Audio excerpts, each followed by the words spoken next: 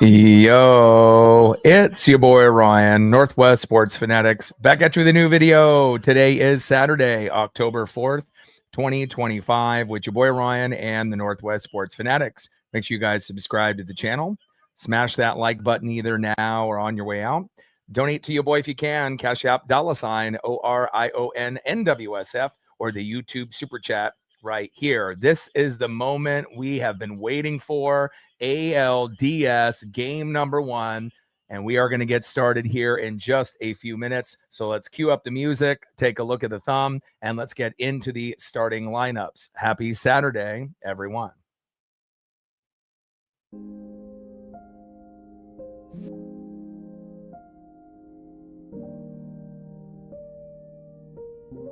And on the thumb, on the left, stud Tiger first baseman Spencer Torkelson. And on the right, the best catcher in the game, the big dumper, Cal Raleigh. Now let's get into the starting lineups here first for the visiting Detroit Tigers. Leading off for the Tigers at second base, Gleyber Torres. Batting second, playing right field, Kerry Carpenter. Batting third, playing left field, Riley Green. Batting cleanup, batting fourth, first baseman, Spencer Torkelson. Batting fifth, DHing for the Tigers, Cole Keith. Batting sixth, catching today for the Tigers, Dylan Dingler. Batting seventh, playing third base, Zach McKinstry. Batting eighth, playing shortstop, Javier Baez. And batting ninth, playing center field, Parker Meadows. And on the mound for the Tigers, Troy Melton. And now let's get into the starting lineup for your Seattle Mariners. Leading off for the Mariners in left field, Randy Arozarena. Batting second, catching today for Seattle, big dumper, Cal Raleigh. Batting third, playing center field, Julio Rodriguez. Batting cleanup, batting fourth, first baseman, Josh Naylor. Batting fifth, playing second base, Jorge Polanco. Batting sixth, playing third base, Eugenio Suarez. Batting seventh, DHing today for Seattle, Dominic Canzone. Batting eighth, playing right field, Victor Robles. And batting ninth, playing shortstop, J.P. Crawford. And on the mound for the Mariners, you know who it is. It is George Kirby. And a couple of notes, kind of going into the matchup, as a lot of you guys have probably checked social media. Brian Wu did not make the ALDS roster because the pec isn't right just yet. So if we're going to be able to beat the Tigers, Wu is not going to be available this whole series, which means that we're probably going to go with George Kirby today, obviously, Luis Castillo tomorrow. On the road, it'll be Logan Gilbert in game 3. I assume Bryce Miller in game 4. And then if it comes back to Seattle, then we're going to have to go George Kirby game number 5. And he'll have to pitch twice. Now, obviously, it would be great if Brian Wu was ready. But again, it's better to make sure that he's healthy if we can get past the Tigers rather than throwing him out there in game 3 and having him start on the road, giving up 6 runs in the first inning, and then we lose. So again, you don't want to rush a guy. If he says he's not right, you have to take his word for it. So that is one. And then number 2, Josh Naylor and his girlfriend, wife, fiance, whatever their relationship is, she's about to have a baby. And again, at any given moment, Naylor may be pulled out of the lineup to be able to see the birth of his son or his daughter. So they ended up bringing Ben Williamson back onto the active roster. Obviously, with the issue with Brian Wu, you have an extra spot. They started to give Gino some reps at first. You also have Luke Rayleigh that can play that position, but hopefully, I haven't heard anything yet. Obviously they probably would have announced it, on the program if the baby was already here. Maybe the baby is here. I don't know. But again, if we see Josh Naylor end up leaving the lineup early, that will be the reason why. But he should be in the lineup tomorrow. But again, I guess fingers crossed that the baby comes after the game is over or when we have a big lead. And so it may not matter at that point. But as everyone knows, it's going to be hard enough to try to win this series without Brian Wu. And then on top of that, not having Josh Naylor in a pivotal game one, we don't know. I mean, hopefully he ends up playing a majority of the game. And again, him at defense at first is huge. And again, anybody that's playing first other than Josh Naylor is a huge downgrade. And again, hopefully everything goes correct and everything goes smoothly. Obviously, for the birth of his son or daughter, we don't want to put that to the side like that doesn't matter. It does. Obviously a big day for any man or woman in their life. But as far as us Seattle Mariner fans, we know how hard it's going to be to beat this Tiger team. Realistically, if this goes 5, which a lot of people are predicting, we will have to probably see Skubal twice. He'll be pitching tomorrow in game 2 and probably in game 5. But again, we have a great record against Skubal. He went to Seattle University. And if there's like a kryptonite for, Tarek Skubal, it's probably the Seattle Mariners. So again, we got to bring our A game. The magic number will be 5 runs, 7 to 10 hits. And again, we hope that George Kirby gives up 3 or less, preferably 0 to 2. And again, we get as much of Josh Naylor here today as possible. T-Mobile is a rockin'. I got quite a few friends that are there. And again, I'm very proud to be representing the Seattle Mariners here on YouTube. And I appreciate every single one of you guys in the building as well. Cody in the building, what's good? Mike in the building, what's good? TF, Ronald in the building, what's good? Mountain Man in the building, Navis in the building, Steven, DKJ in the building, what's good? Let's get it, baby. October Baseball, Captain in the building, what's good? Reflect in the building, what's good? Let's go, baby. Let's go Mariners, let's get it.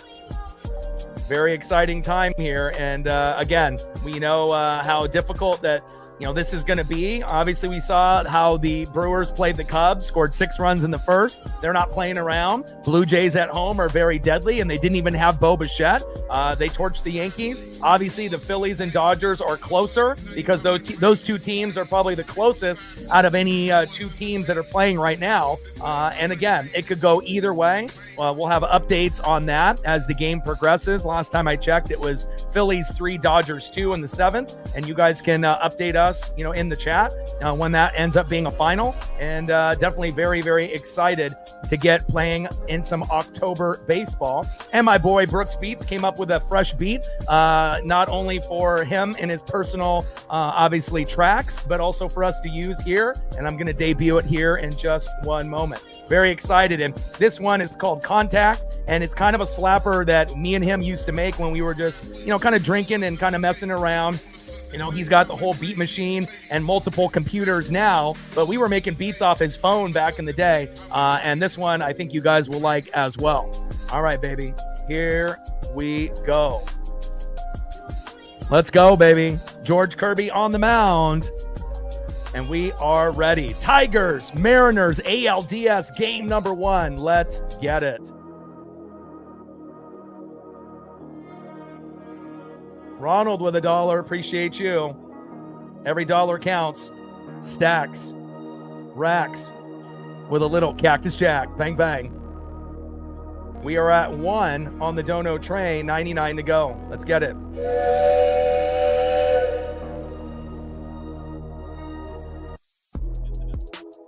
And it'll be awesome to be able to see Ben Williamson out there, just in case. But again, hopefully we won't have to see him. And Gino will just to be able to play third. Because again, if Naylor has the baby, Gino goes to first, and then Williamson will play third. And Williamson has been doing better, obviously, in the farm since we sent him down.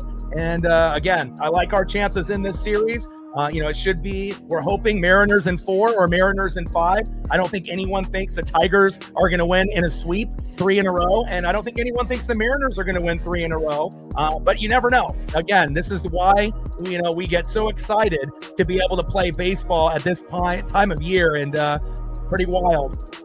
that we're playing relevant baseball at this moment. Let's go. Reflect with a 3-er. All right, here we go. First pitch. In there, outside, 1-0 count. Let me refresh the scoreboard and everything. Usually ESPN does everything on their own, but let me refresh everything to make sure we are good to go. So ESPN ain't lacking. 1-0 pitch, high and away. 2 balls and no strikes to Gleyber Torres. Kirby on the mound, Torres in the box.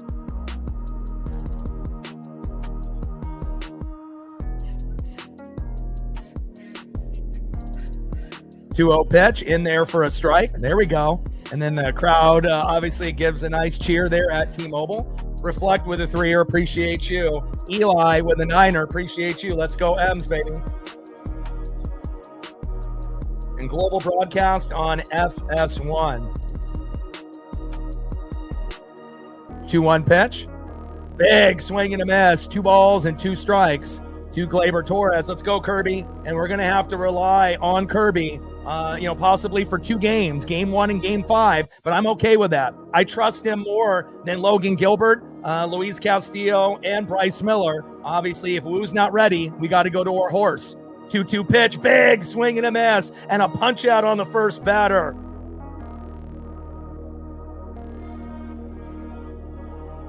Let's go. And that's exactly what we want to see.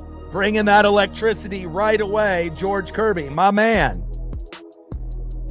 Next up, right fielder, Kerry Carpenter.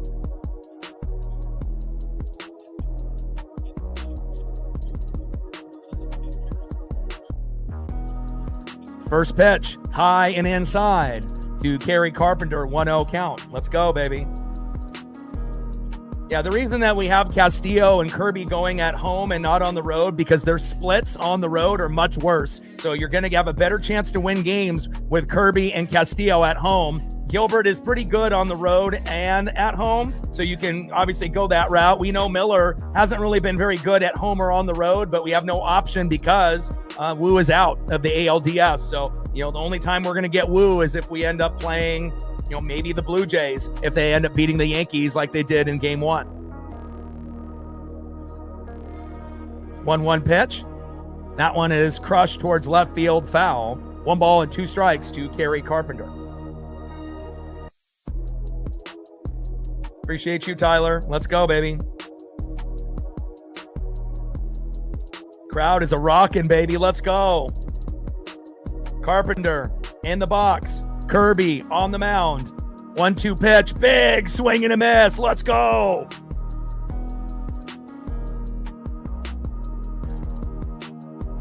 That's what I'm talking about. George is hot early, baby.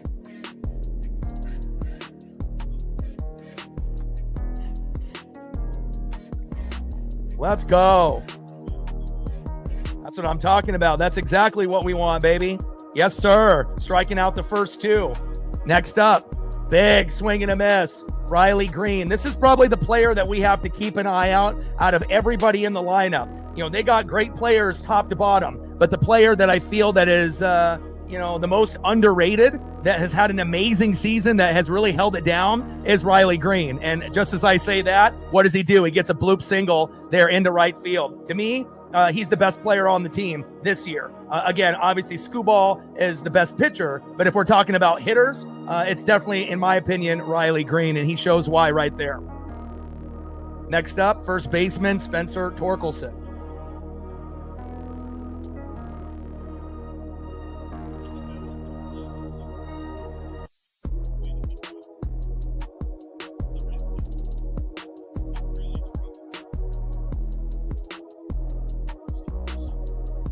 First pitch, high and away, 1-0 count.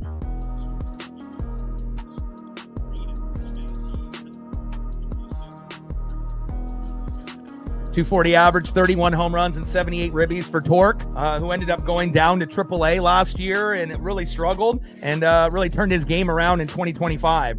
Shout out to him.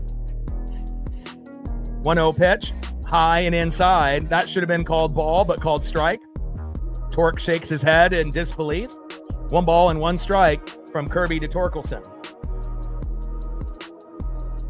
I mean, you can go up and down their whole lineup. They got a lot of good players. Their lineup is much deeper, high and inside on pitch number 3 with that 4-seam fastball. But again, obviously Jose Ramirez and Steven Kwan and a few of those guys, were ballers this year. But the Tigers, top to bottom, have better players. And again, that's why they advanced. Even though they ended up dropping the division at the end of the year, they found a way to win the series. Big swing and a miss on a 2-1 count. And that's a beautiful slider there by Kirby. Rocking the stash, looking good. 2 balls and 2 strikes with a runner at first, Riley Green, with 2 outs. Kirby's got 2 punch outs out of the first 3 batters, and now he's on batter number 4, and we want that punch out. Kirby gets it. He'll be pacing for 10 to 14 Ks for ALDS game number 1.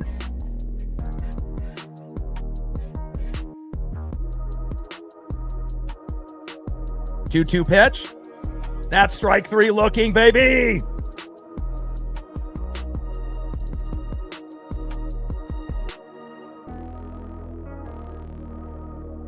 Let's go. Fantastic start. And again, Kirby showing why this was probably, for some people that thought, why not Logan? Why not Logan? If you've been watching Logan Gilbert, a lot of his pitches have been kind of going into the dirt, and he hasn't really been himself. In my opinion, lately. So again, he's still good enough to win us a game, and we're going to need him on the road. But if I had to choose a guy that was going to pitch twice, even though Kirby has been shaky at times this year as well, at this point of the year, I trust George more than Logan.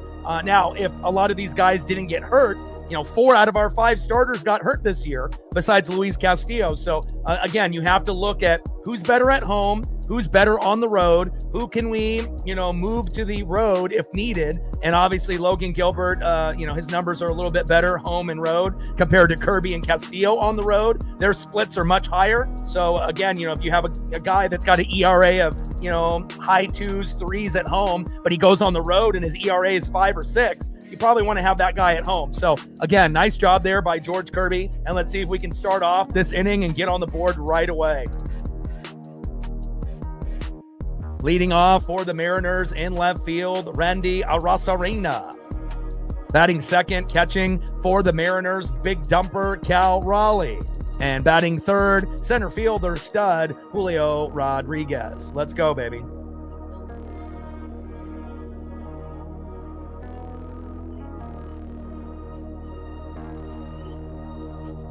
Reflect with a 3-er. Appreciate you. Stacks. Racks with a little Cactus Jack. Bang, bang. We appreciate you. $3 on the Dono train. Eli holding it down as well. We appreciate you. Stacks. Racks with a little Cactus Jack. Bang, bang. Let's go. Appreciate you. Another 9 on the Dono train. And I don't want to interrupt, the actual play calling. If we have to, wait till the end of the inning and whatnot, we'll end up doing that. But I will make sure we get everyone acknowledged. Appreciate you guys very, very much. Primo in the building. What's good?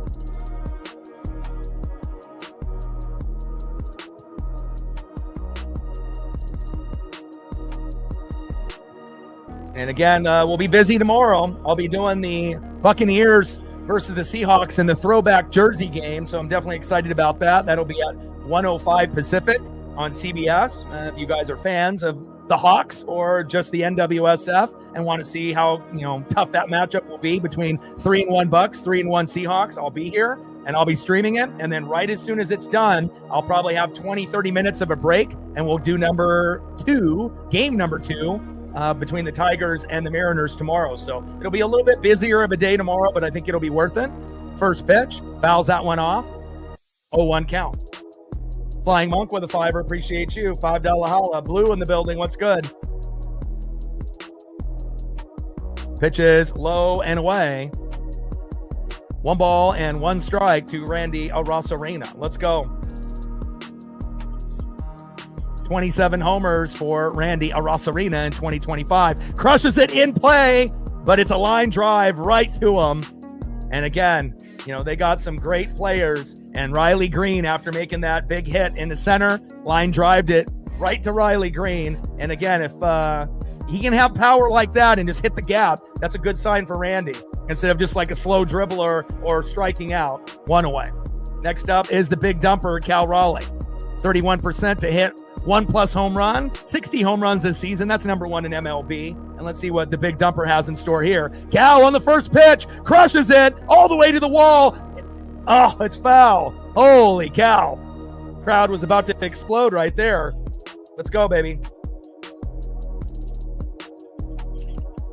I saw that. Penn State did not recover after the Ducks ended up beating them in double OT. When you lose to UCLA, you know things are broken. I mean, I don't really want to be the team, that broke Penn State, because that's not good for the Big Ten overall. But again, we found a way to get the job done, and we got a bye. Got a tough game against Indiana, at home next week. But if you lose to UCLA, good night. 0-1 pitch. Big swing and a miss to big dumper with that splitter. No balls and 2 strikes to big dumper Cal Raleigh.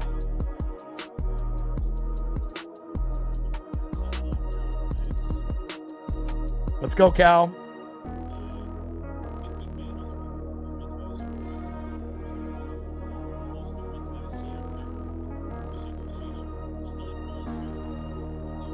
Melton on the mound. Big dumper in the box. 0-2 pitch. Low and away with that splitter. 1 ball and 2 strikes to big dumper Cal Raleigh. 88 miles an hour off-speed pitch there from Melton. 1-2 pitch, and Cal fouls that one off himself with the slider. 1 ball and 2 strikes to big dumper Cal Raleigh. Troy Melton on the mound. Big dumper in the box. Let's go, baby. Trident's up. Seize the moment. Let's go. 1-2 pitch, Cal. And there we go. A nice single right up the middle, just like Riley Green, and we'll take that. There we go. Nice job by the big dumper, getting a hit here early for the Seattle Mariners. You the man. Nice job, Cal. Way to bring it. Here we go. Next up, center fielder Julio Rodriguez. And wouldn't it be great if we could get Julio to go yard right here and we go up 2-0 early. Let's go, J-Rod.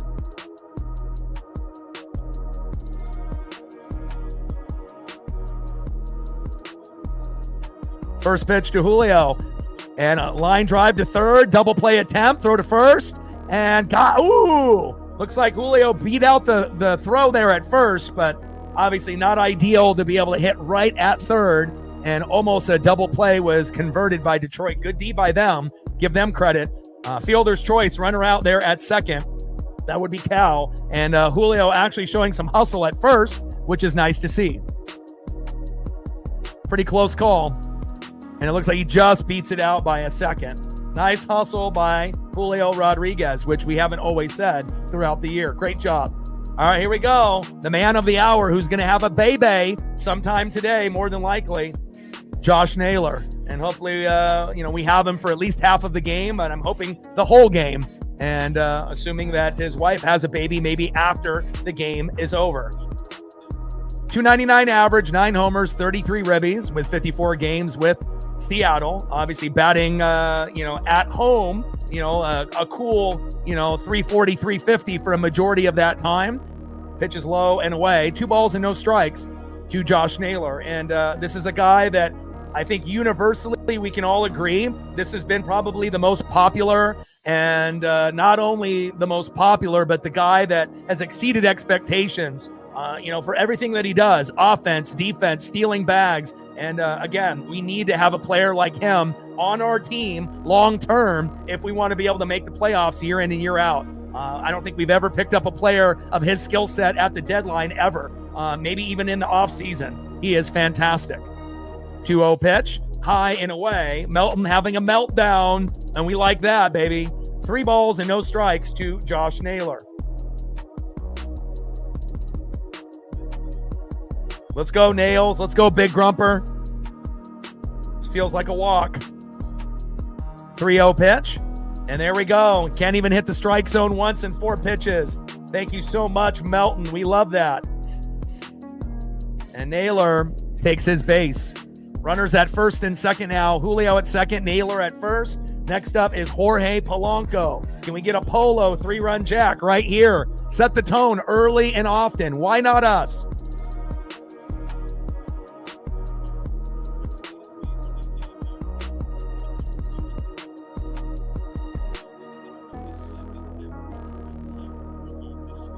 Let's go, baby. You know what to do. Let's go, Polo. First pitch in there for a strike. Four-seam fastball, 96 miles an hour, right down the middle, 0-1 count. Bottom of the first inning, runners at first and second with 2 outs. 0-0 here early in the ALDS game number 1 between the Detroit Tigers and the Seattle Mariners. 0-1 pitch. Hits it into the outfield, but it looks like it's going to stay in play. It does. Back to the warning track and caught. We leave 2 stranded, but again, at least we were getting guys on. And sometimes when we leave guys stranded and we get guys on early, typically that next inning or the inning after is when we capitalize. End of the first inning, 0-0, Tigers and Mariners.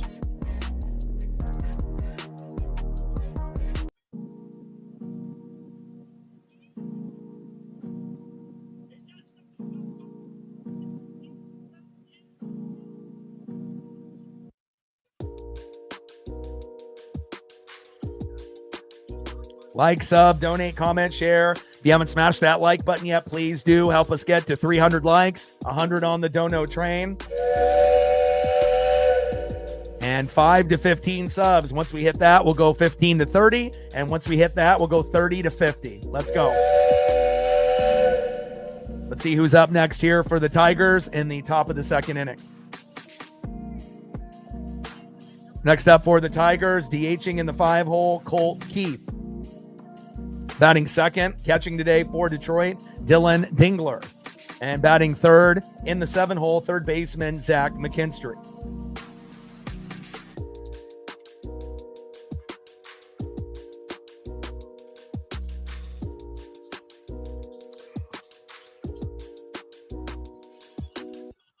Let's go, George. Fantastic first inning. And hopefully he follows it up with a fantastic second inning as well. Let's go, baby. We needed 23 subs to hit 22,400. I know we're going to do that tonight. We gained a few already. 21 subs to go to 22,400. Let's get it, baby. 22,379.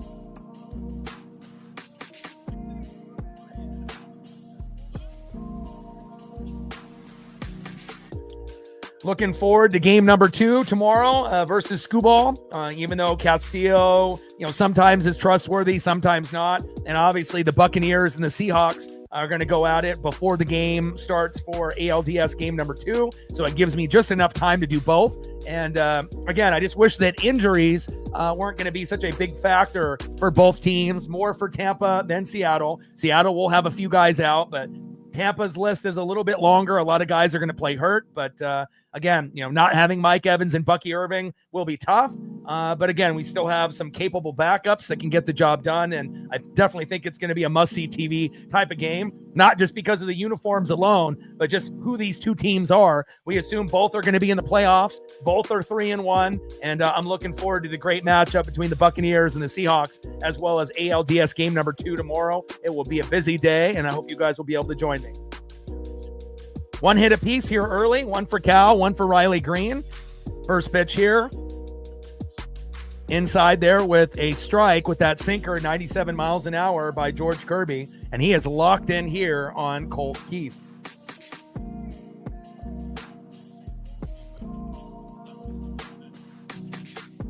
Oh, 1 pitch, hard hit, and a slow dribbler out there to Victor Robles. And a nice hit there by Colt Keith. Next up is catcher Dylan Dingler. We need a strikeout and a double play, or a double play and a strikeout. Let's go. Come on, George.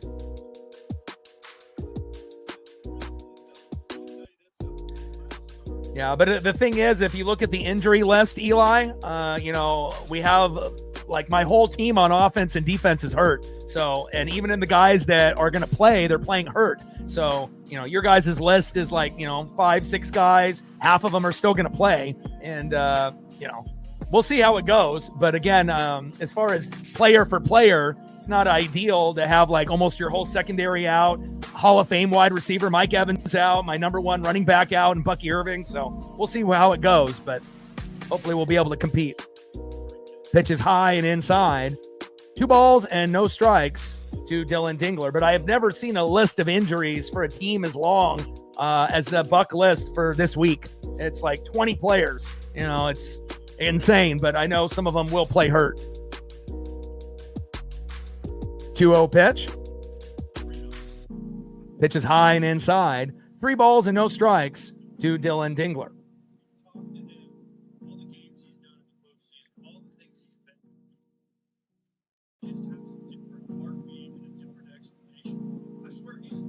Come on, Kirby. You're starting to lose it here a little.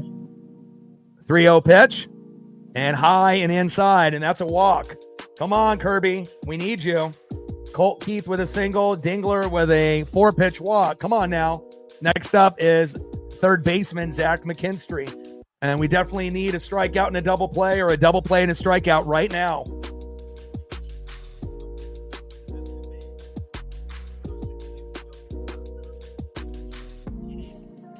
Come on, baby. Come on, George, settle in, just like you did in the first inning. Have confidence in yourself and that stash, baby.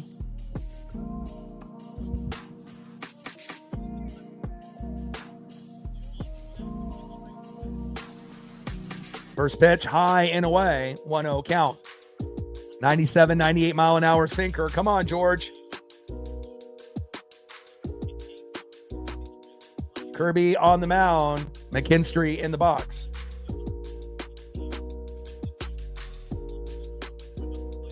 We got a mound visit here by Cal Raleigh. Smart decision after having quite a few pitches in a row, not hit the strike zone. Try to get some kind of strategy to see if we can get McKinstry to get baited on a pitch, maybe low and away, and that'll turn into a slow dribbler and possibly a double play here for the Mariners.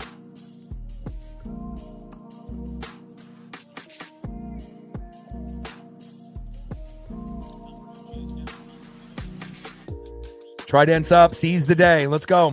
Top of the second inning, 0-0. Tigers and Mariners. Runners at first and second with no outs. Kirby rocking the stash. And we got to find a way to be able to get out of this inning unscathed if possible. McKinstry in the box. George Kirby on the mound.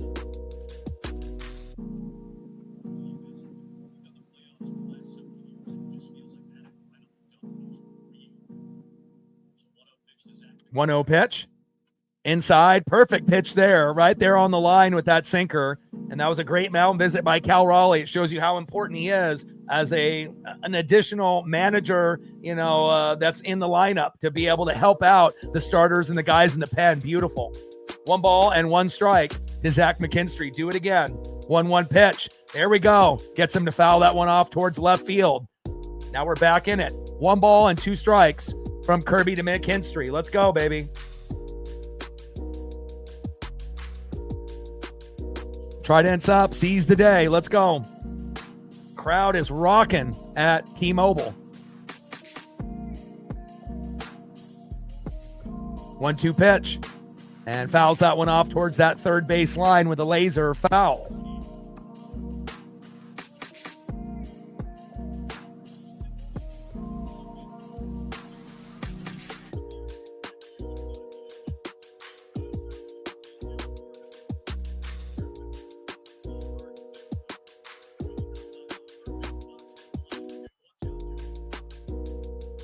One-two pitch, high and inside.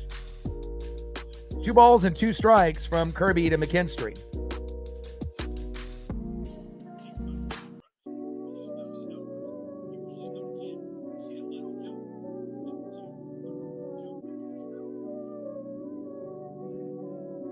Two pitch. Big swing and a miss. See ya. That's what I'm talking about, baby. Another punch out there by George Kirby. And that was a great mound visit by Cal Raleigh to get him settled in. Great job. And a guy that has been balling as of late, shortstop Javier Baez, absolutely crushed the Guardians. And again, he's had a very up and down career, but definitely found a nice home here in Detroit.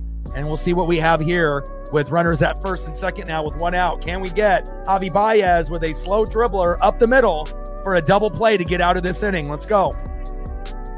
I mean, unless we get back-to-back punch-outs, I know we would love that as well. First pitch, fouled off towards right field. 0-1 count. Slider, 89 miles an hour by George Kirby. 12 homers, 57 ribbies.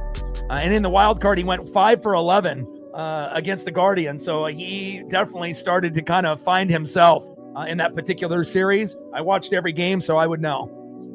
0-1 pitch. Little slow dribbler. Here we go. No time for the double play, but a throw to first, and that is 2 away. Good decision there. You know, you're probably not going to get that guy anyways, so find a way to make sure to get the out for sure. 2 away.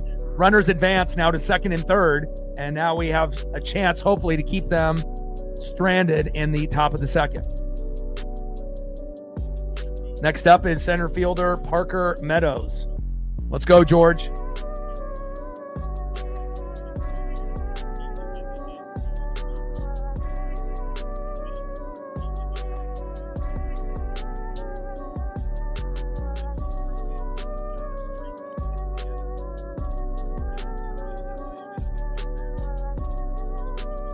First pitch, high and inside with that sinker, 97 miles an hour, 1-0 count. Kirby on the mound, Parker Meadows in the box.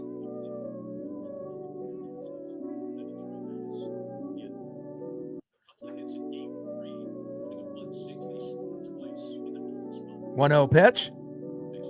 There we go. Probably should have been called ball. Almost identical location to that first pitch that was called ball, but they end up giving him the call. And again, we'll see if the expanded strike zone will be an issue today or not for both teams. 1 ball and 1 strike to Parker Meadows. 1-1 pitch. Low and at the knees. 2 balls and 1 strike to Parker Meadows, but it should be 3 balls and no strikes. You know, again, George was very good in inning number 1, but pretty fucking shaky here in inning number 2, but that doesn't mean that he can't settle in at the right time to prevent anything from coming home. Come on, George. 2-1 pitch. That one's fouled back into the T-Mobile bricks. Slider off speed, 87 miles an hour. Good location there by Kirby. 2 balls and 2 strikes to Parker Meadows. Let's see if we can get the punch out here.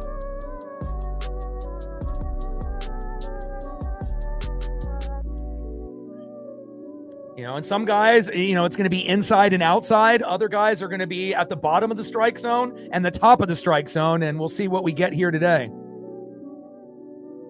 2-2 pitch. Smoke him. Smoke him. 2-2. Got him!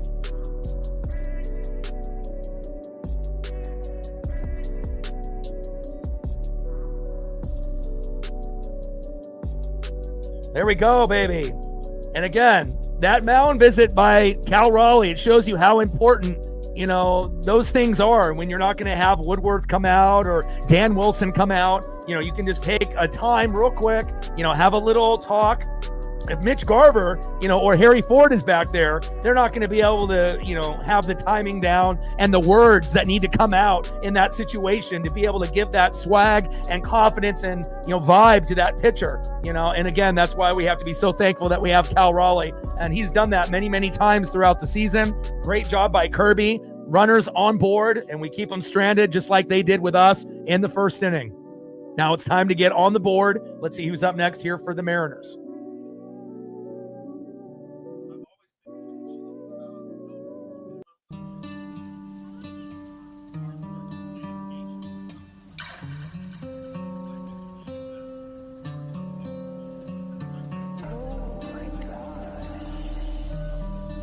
Next up for the Mariners, third baseman, good vibes only, Eugenio Suarez. Batting second, playing DH, Dominic Canzone. And batting third, right fielder, Victor Robles. Let's go, baby.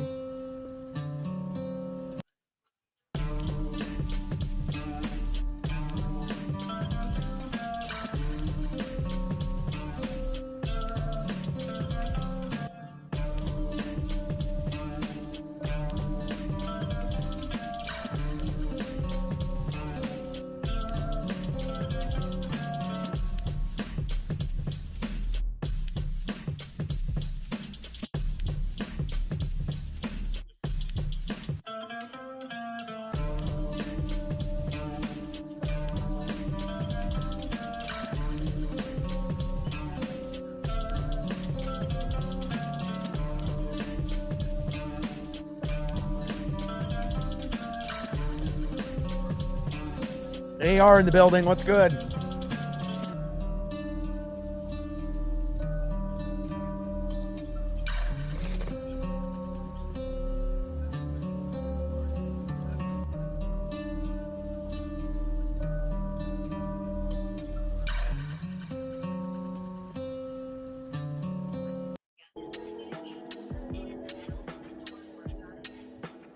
Bottom of the second inning, 0-0 Tigers and Mariners in the ALDS game number 1. 2 hits early, obviously by Detroit, 1 for the Seattle Mariners. And other than Cal, we know that other guys will step up in the lineup. And again, it might end up being an unsung hero, in the matchup here today. Could be someone possibly in the 7, 8, and 9 hole that comes up big for us here today.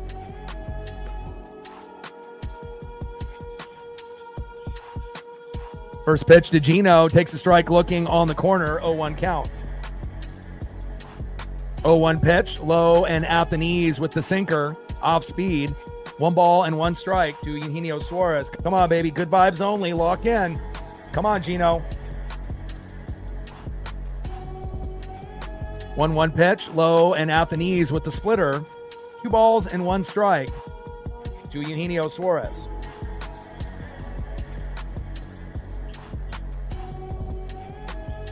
2-1 pitch and a little slow dribbler to the pitcher, underhand throw to first, and an easy out, number 1. We need you to hit it past the infield, Gino. Come on, baby. Next up, DHing, Dominic Canzone. Let's see if we get a Dom bomb, baby. Let's go.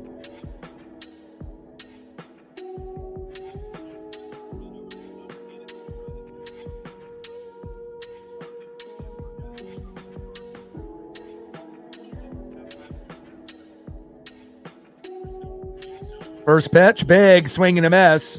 0-1 count. 300 average, 11 homers, 32 ribbies for Dominic Canzone. 0-1 pitch.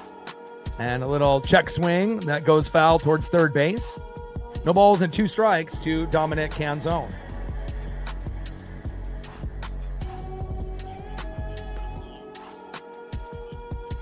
Melton on the mound, Dominic Canzone in the box. 0-2 pitch, big swing and a miss.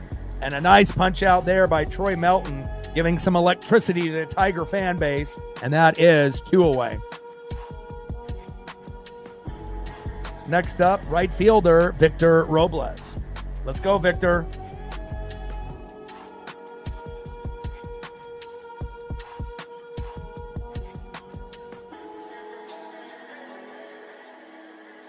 First pitch, big swing and a miss by Victor Robles, 0-1 count. That was a moonshot swing. He was going for the fences on that one, but whiffed. Nice pitch by Melton with the 4-seam fastball, 97 with the heat. 0-1 pitch, low and at the knees. 4-seam fastball doesn't hit the zone there. 1 ball and 1 strike to Victor Robles. 1-1 pitch. Takes a strike there on the line. 1 ball and 2 strikes to Victor Robles.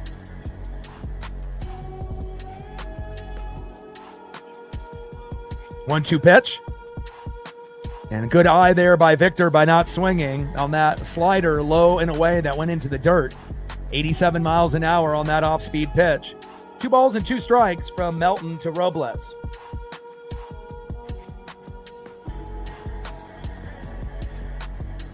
2-2 pitch, check swing, did not go. Count now is full. 3 balls and 2 strikes to Victor Robles.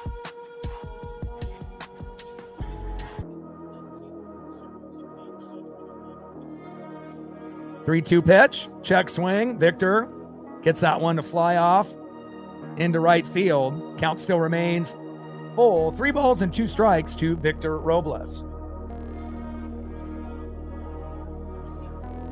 Come on, Victor. 3-2 pitch. Big swing and a miss. And a big punch out there by Troy Melton. Bringing that electricity for the Tigers. End of the second inning. 0-0 Tigers and Mariners. It's been a pitching duel so far. Let's see who's up next here for the Tigers in the top of the third inning. Back at the top of the order, 0 for 1 with a K, second baseman Gleyber Torres. Batting second, 0 for 1 with a K, right fielder Kerry Carpenter. And batting third, probably their best player this year, excluding Scooball, obviously as a starting pitcher, left fielder Riley Green, kind of having a breakout year, an absolute stud.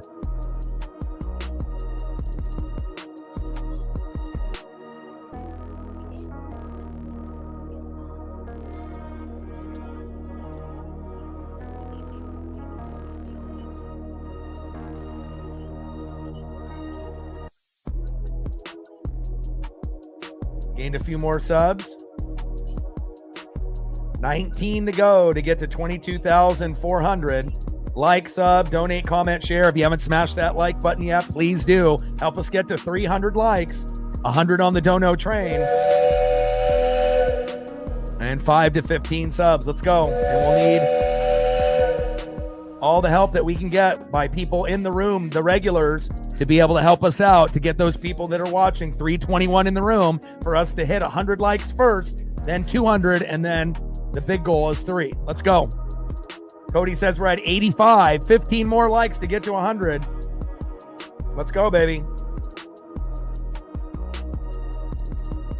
And for all the regulars that are in the room, it doesn't have to be just TJ or, just, some of the main people that have done it in the past. If you have been here and you are a regular, just that little comment in the chat will definitely help us be able to hit our goals. And again, the reason why it's so important, you hit the algorithm and it'll give us more opportunities for people that are looking for the Tigers, the Mariners, or an MLB stream. And we have a global audience now. We're not just getting views in the United States. We're getting views all over the globe. So, anything that you guys can do would be greatly appreciated. Joseph with a 20. Appreciate you. Stacks. Rax with a little Cactus Jack. Bang, bang. $20 holla. Thank you so much for your generosity and your support. Another 20 on the dono train. Appreciate you.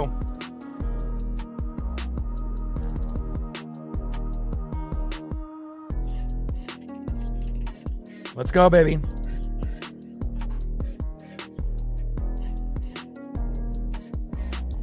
And shout out to my boy Brooks Beat with this fresh beat contact. I love it. First pitch to Gleyber Torres from George Kirby. Fouls it off on a foul tip. 0-1 count.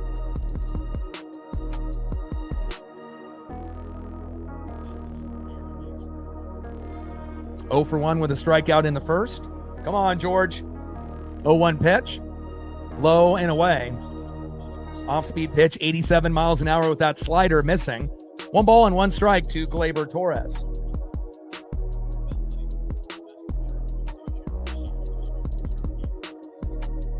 One pitch. Big swing and a miss on that four-seam fastball. Beautiful location there by George. 1 ball and 2 strikes to Gleyber Torres.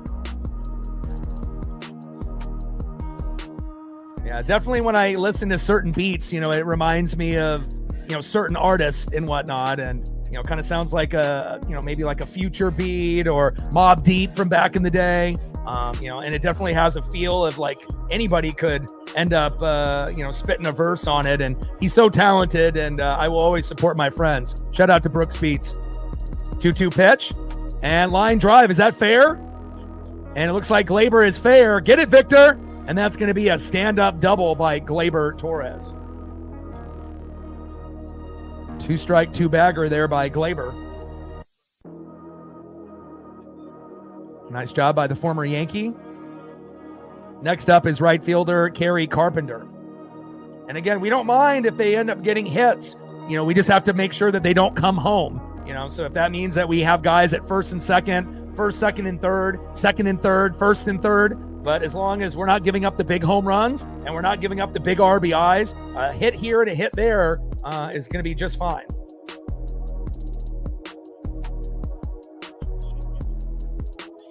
First pitch, high and inside, 1-0 count. And I think at some point in the third or the fourth inning, I think Cal may not have to have another meeting, with George. It may not have to be in this inning yet, but at some point, later in this inning or maybe in the fourth, you may have to have another visit there. We'll see how this at-bat progresses. 1-0 pitch, big swing and a miss with that sinker. Beautiful location there. 3.38 ERA at home, 5.16 on the road. The reason why George is starting game 1 today. All right, Captain says we're at 100. Let's get to 2. Let's go, baby. And then once we hit 2, we can get to 3.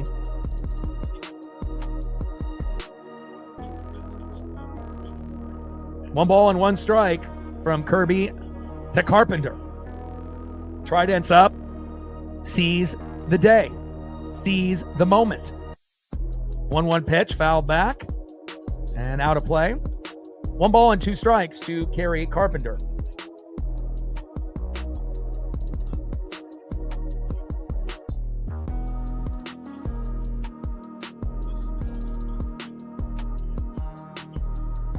Yeah, we are at 38, Captain, correct. 1-2 pitch, and that's a pop-up to Julio. He's there. And there we go. So thankful that we got Julio Rodriguez. And again, it's just awesome to be able to have someone that we can count on.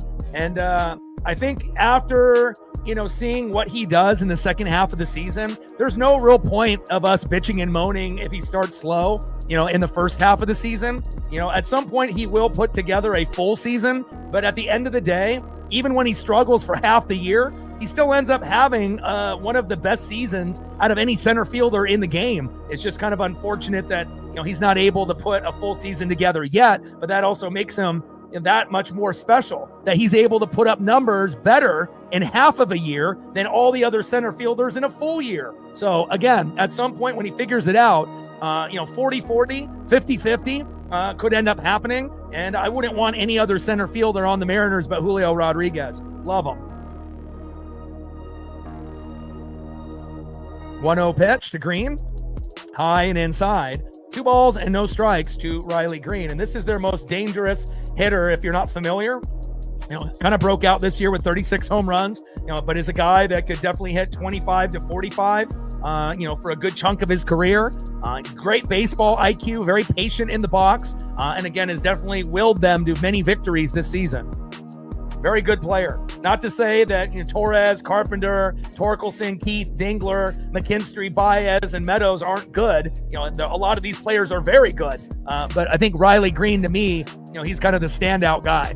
And obviously Torque has had a great comeback year like George Springer, who might have been a little off last year, changed your mechanics, changed your diet, changed your approach, got a little help, from the coaches, and have really turned their seasons around. Spencer Torkelson and George Springer. 2-1 pitch. That one is fouled off and out of play. 2 balls and 2 strikes to Riley Green. Already has a single early on, and we got to find a way to punch him out. Let's go, George.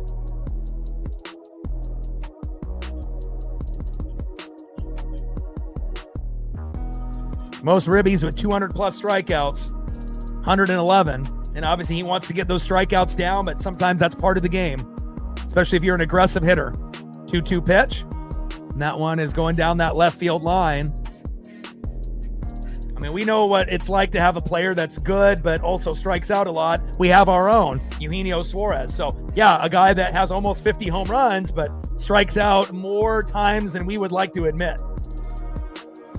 But we still appreciate what he does and what he brings to the team, even if he does strike out a little too much for our liking. 2-2 pitch. Big swing and a miss. There we go. Down goes Riley Green. George Kirby with another punch out. Let's go, baby.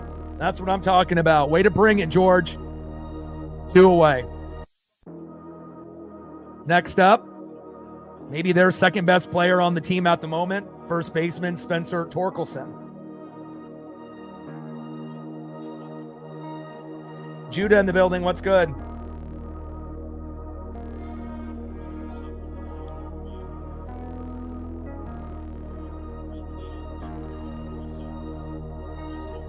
First pitch, low and at the knees, 1-0 count. Top of the third inning, runner at second with 2 outs, 0-0 Tigers and Mariners. And we know that the Blue Jays spanked the Yankees, the Brewers spanked the Cubs at home, and we're not done yet with the Dodgers and Phillies, but looks like Dodgers are starting to impose their will on the road. Big swing and a miss. 1 ball and 1 strike to Spencer Torkelson. Yeah, but if you compare from what he did last year and got sent down to AAA and, what he's been able to put together, for a high draft pick, he's definitely, turned his career around. And good for him. I know he was in a very dark place last season. 1-1 pitch. That one's fouled off and out of play towards right field. 1 ball and 2 strikes from Kirby to Torkelson. Top of the 3rd inning in the ALDS game number 1 here in Seattle at T-Mobile. The crowd is a-rockin'. Top of the 3rd with 2 outs, runner at 2nd. Kirby on the mound, Tork in the box.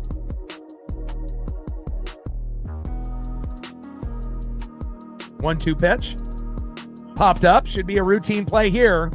Julio is there with Randy, and he says, "Get out of my way, Randy." There we go, no fly zone. And a great job there by Julio Rodriguez. We love you out there in center field, my guy. Let's go to the bottom of the 3rd inning, and let's see if we can get on the board. You know, we're due for a home run here at some point, and we'll see what kind of strategy we have. I mean, I wouldn't mind a little small ball here. Leading off for the Mariners, shortstop J.P. Crawford. I wouldn't mind if J.P. drops a bunt down right here. Again, I don't think they would be expecting it, but anything that could possibly happen, hopefully will. Leading off, shortstop in the 9-hole, J.P. Crawford. I want to see some small ball, baby.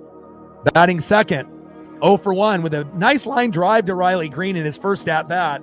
You know, maybe that's a sign of a homer that may end up coming later today. If you guys saw his pregame fit, dressing up as a cowboy, hey, we'll take whatever we can get, Randy. And batting third, 1 for 1 with a single up the middle early in his first at-bat, the big dumper, catcher Cal Raleigh. Let's go, Cal. We'd love home run number 61, baby. Let's go.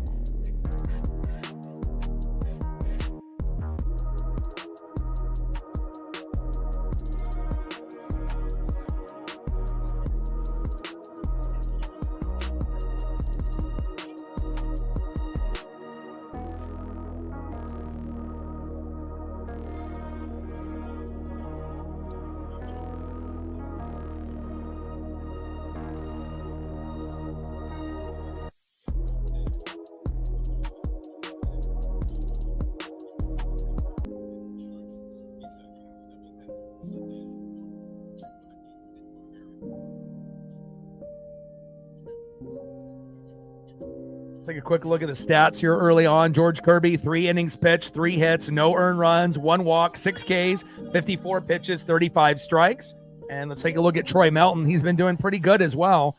2 innings pitched, 1 hit, no earned runs, 1 walk, 2 Ks, 29 pitches, 18 strikes.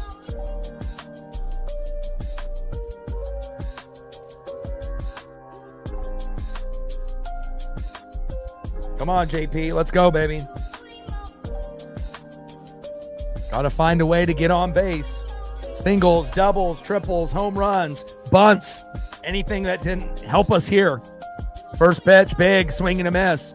High and away. Great pitch by Melton right there. 0-1 count. Troy's looked very impressive, early on. Big swing and a miss again right down the middle. 4-seam fastball and another 4-seam fastball. He's got some good velocity, Melton. And again, putting JP in a hole here early with an 0-2 count. Vintage in the building. What's good?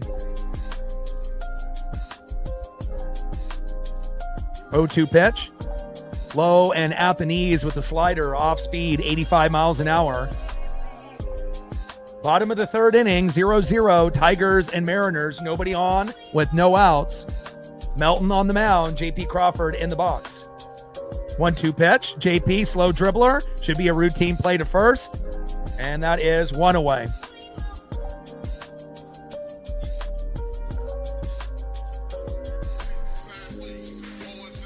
Next up is Randy Arozarena.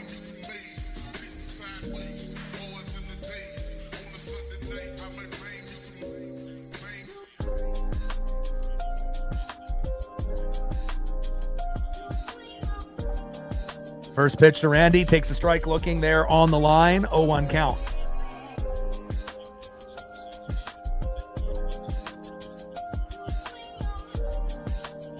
0-1 pitch. Fouls that one off into right field. No balls and 2 strikes to Randy Arozarena. Come on, Randy.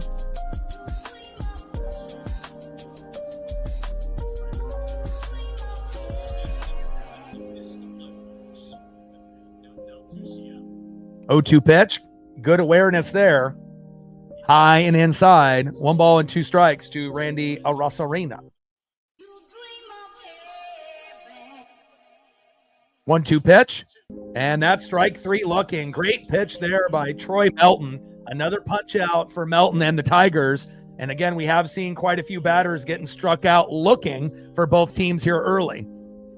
Next up is the big dumper, Cal Raleigh. Let's bring that electricity, Cal. Let's start this off on a very good note, and let's see if Cal can get us to a early 1-0 lead. Trident's up. Let's go, big dumper. Cal on the first pitch, and it should stay in play, and it does, in a very easy 1-2-3 inning there for the Tigers. End of the 3rd inning, 0-0, Tigers and Mariners. Definitely going to be a battle, as we can see here early on. You got to earn them. Like I said, it's not going to be easy. Whether we play the Tigers and if we advance and play the Blue Jays, and then, obviously could be the winner of the Dodger-Philly series that we play, or it could end up being Milwaukee. If it ended up being Seattle and Milwaukee, both of those teams have never been, to the World Series. And again, it would be pretty crazy if that matchup ended up happening. So we will find out. But we got to take care of each game one by one. And the Tigers are a very good team. Next up, 1-for-1 in the 5-hole, DHing Colt Keith. Batting second, 0-for-0 with a base on ball, catcher Dylan Dingler. And batting third, 0-for-1 with a K, third baseman Zach McKinstry. Kirby on the mound. Let's go, George.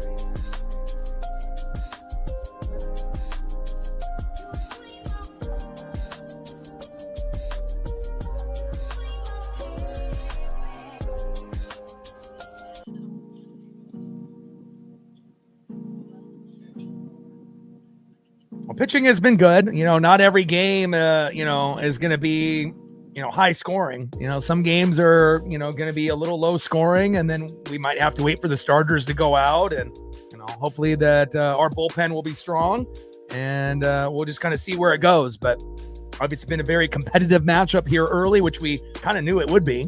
And this is a harder matchup than the Guardians, player for player. So even playing the Guardians wouldn't be easy either, but this team is a little bit deeper player for player. And again, we got Scooball tomorrow, but again, we do have a good record against, elite pitching. A lot of the times we struggle with guys that are like 1-10 with ERAs of 10, and then they end up being like a Cy Young candidate when they play us, or we play bad when we go against like a rookie pitcher making his debut for his first start. We had that happen to us quite a few times this year and lost almost every time a rookie made his debut. But when we play elite pitching, Scooball, Skeens, Crochet, Hunter Brown, we play very well. So again, we play up to the competition. Sometimes we play down, but we won't have to worry about playing down to the competition the rest of the year, because all of these teams are amazing. There is no playing down. We're not playing the Marlins or any team like that moving forward. So should be exciting to see where this goes.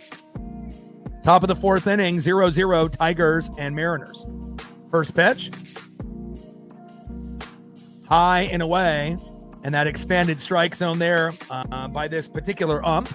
0-1 count. Now, should that have been a ball? Probably. But again, he has been calling that part of the plate a strike for both teams, and we'll see where it goes. Pitch is inside. 1 ball and 1 strike to Colt Keith. 1-1 pitch and a little check swing there. 1 ball and 2 strikes to Colt Keith. Kirby on the mound. Colt Keith in the box.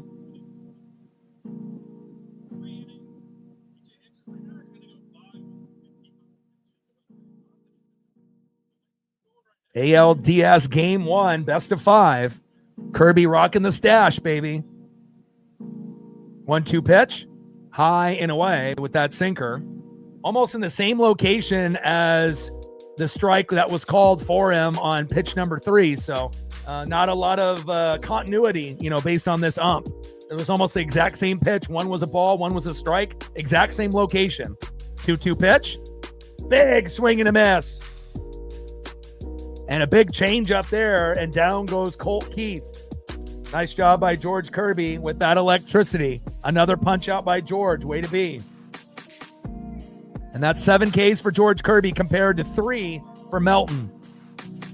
Great job. Next up is Dylan Dingler.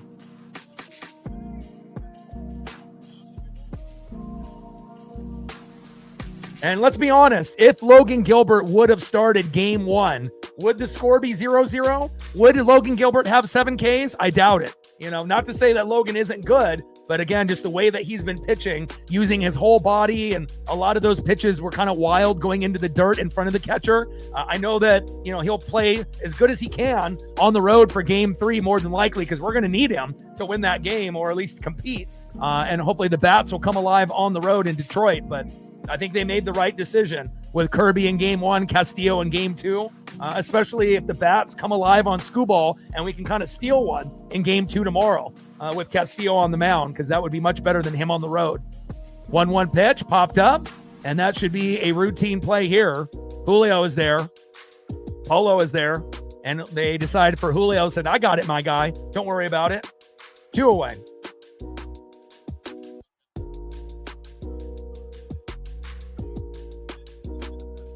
Nice job, Julio. Next up is Zach McKinstry. So Wu is off the ALDS roster because that pec isn't right. And again, if we end up getting past the Tigers in like 4 or 5 games, which I feel that we will, hopefully he'll be ready in the ALCS against the Blue Jays, because we're definitely going to need him in that particular series. But again, you don't want to rush a guy. We end up starting him in game 3 and he's injured, gives up 6 runs in the first, and we lose. That would not be ideal. Or for him to re-aggravate the injury, forcing him out there too soon. So we just have to make sure that the guys are ready, at that particular time. And obviously, they didn't really give us all of the information. And, it's just a damn shame that we've had 4 out of our 5 starters injured this year, but we're still finding a way to win games. So you have to have faith. We've had a lot of ups and downs, peaks and valleys, and injuries. But with all that being said, this is the best team we've ever had. So you have to go through the adversity to become a champion. And again, if that means that we have to go with a couple guys out that we normally rely on, we'll find a way. 1-2 pitch. Got him!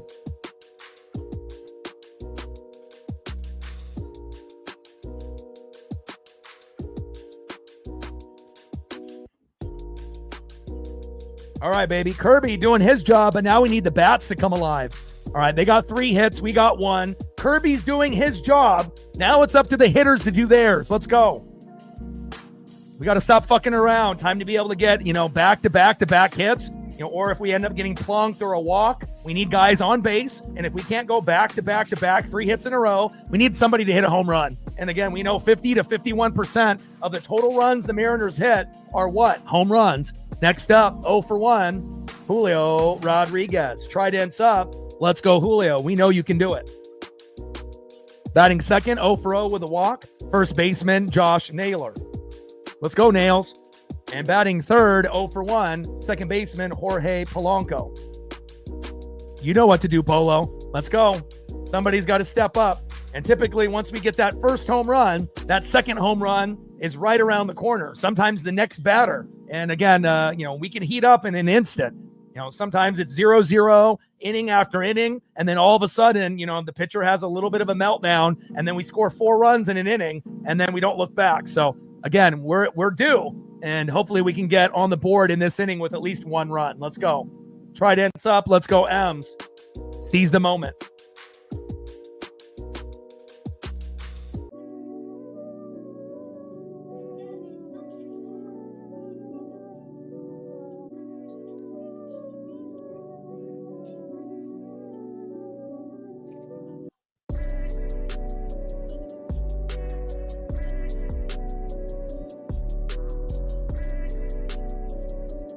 Can we get an update on the likes? Where are we at on the likes? We got 400 people in the room. We got a goal of 300 likes. I know we just hit 100 a few minutes back. And again, if we can get some help by the regulars in the room, again, that'll help us be able to hit those numbers.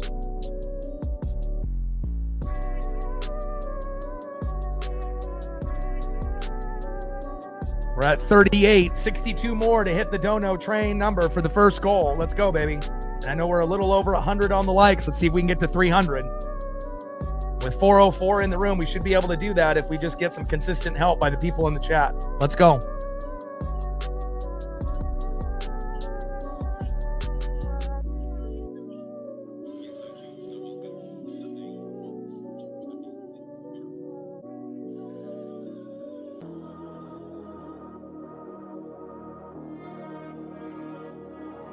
Let's go, baby. You know what to do.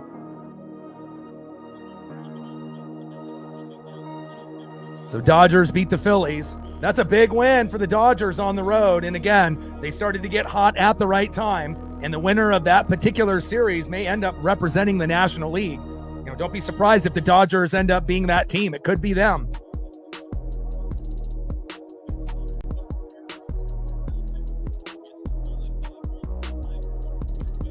There's a couple ways. You know, you can do it through the super chat on the channel. You can do it through Cash App or Venmo.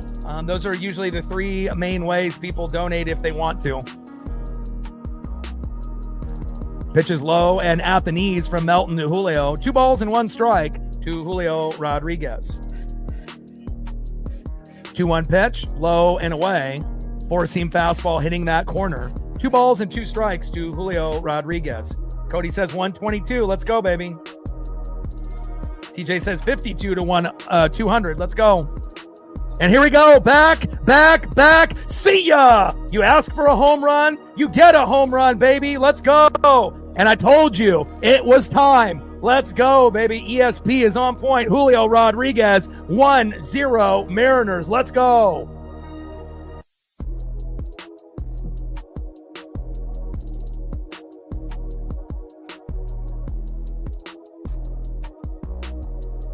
You know, when you feel it, you just know. And again, you know, enough is enough. We got the guys to do it, and Julio is the guy to get it going. Great job, Julio Rodriguez, my boy. 1-0 Mariners, and we're not looking back.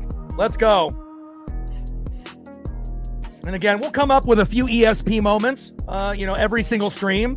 You know, usually 1 or 2 at the minimum, but sometimes as many as 5, 6, 7, 8 predictions that will come true. And again, sometimes you just know. First postseason home run since 2001, ALCS Game 2 against the Yankees. 1-0 pitch and Naylor, and that one's going deep into right field, all the way back to the wall, but it stays in play. Woo. I mean, if we just had a little bit of wind there, that could have been 2-0, but a good hard hit ball by Josh Naylor, and that might be a sign of things to come. Anytime you can hit it deep like that, like Randy did, and his first at-bat in Naylor could end up being a home run later. Nice job. 1 away. Next up, second baseman, Jorge Polanco. Let's go, Polo. First pitch. Low and away with a 4-seam fastball, 98 miles an hour by Melton into the dirt, 1-0 count. Let's go, baby.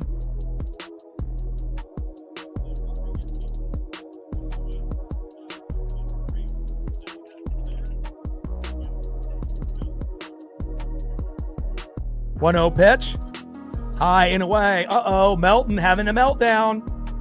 I mean, especially if he ends up walking a few guys. Let's go. This could be the beginning of the end. Nice job, Julio. You're the man. 2-0 pitch. High and away. 3 balls and no strikes to Jorge Polanco. Be smart here, Polo.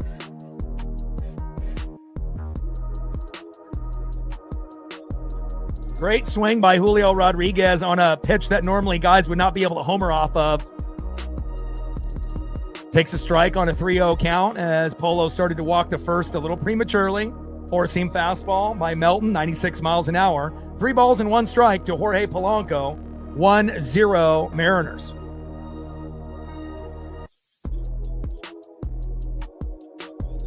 Three-one pitch. Check swing. Did he go? Yes, he did. Splitter. 88 miles an hour by Melton. Good pitch there. Count now is full. 3 balls and 2 strikes to Jorge Polanco. 3-2 pitch. Little slow dribbler right up the middle. Should be a routine play. Throw to first. And got him. And that is 2 away. Good defense there by the Tigers. Next up, third baseman, Eugenio Suarez. Let's go, baby. Let's go, Gino. Good vibes only.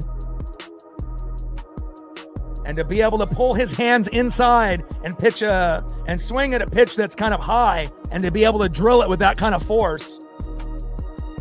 Nice job, J-Rod. You're the man. First pitch low and into the dirt, 1-0 count. And again, we need our great players to play great in the postseason. And again, you know, that won't be the only home run that we get here today. 1-0 pitch. And Gino crushes that one into right field, foul. And it seems like even the guys that aren't, you know, getting the big base hits yet, they're locked in. Just give it a little bit of time. 0 for 1 with a ground out in his first at bat. 1-1 pitch, low and at the knees. 2 balls and 1 strike to Eugenio Suarez.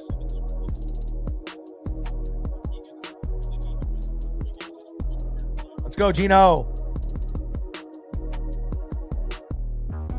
2-1 pitch, low and away. We like this. And be patient, Gino. 3 balls and 1 strike to Eugenio Suarez. Come on, baby.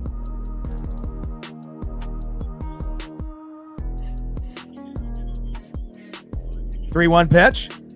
And Gino pops that one up and fading out of play. Count now is full. 3 balls and 2 strikes to Eugenio Suarez. And typically 3-2 counts by Gino turn into strikeouts, or even 0-2 counts. You know, anything with 2 strikes is usually not ideal for Gino. 3-2 pitch. Big swing and a miss, and down he goes with a big strikeout. Nice pitch by Melton, but not after Melton gives up the big home run to Julio Rodriguez, and that's exactly what we needed. Tridents up, seize the moment. 1-0 Mariners. Let's go.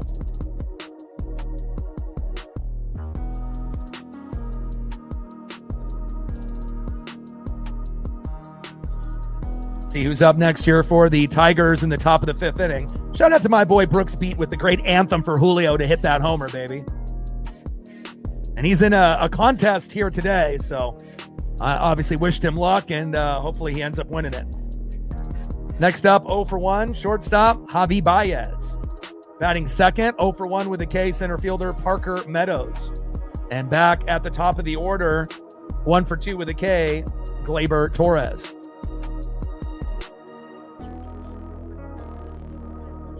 Captain says we need 42 likes to get to 200. We got 467 in the room. Like, sub, donate, comment, share. If you haven't smashed that like button yet, please do. Help us get to 300 likes, 100 on the Dono train.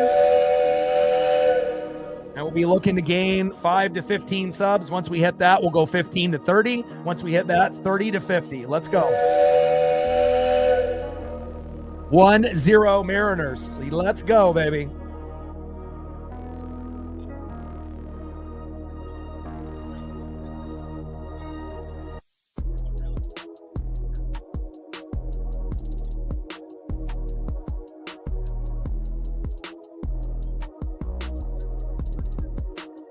You the man, Julio.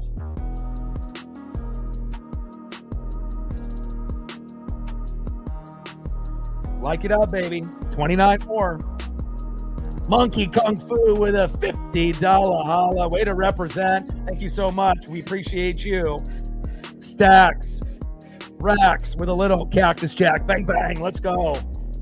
We're almost to our first goal on the Dono train. Thank you so much for your love and support for me and the Mariners. Let's go. $50 holla on the Dono train. Let's go, M's. Appreciate you very, very much. Top of the 5th inning, 1-0 Mariners. And again, sometimes all it takes is that first guy, to make that big play. And then that kind of opens the door for the others, to be able to make these big plays. And again, we are very home run dependent. And again, luckily we have guys top to bottom through 1 through 9 that can hit a home run.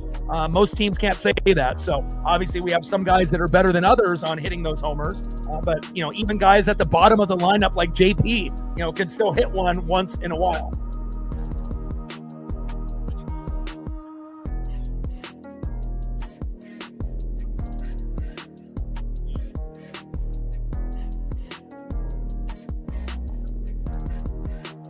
First pitch to Baez from George Kirby, low and away with a slider, 1-0 count.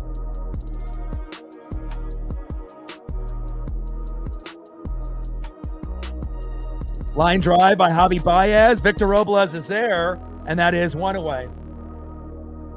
First run came on the board by Julio Rodriguez. It was a pitch high in the strike zone. He had to move his hands and hips quickly, and he ended up crushing that ball for a 1-0 lead to center field, 413 feet, 1-0 M's.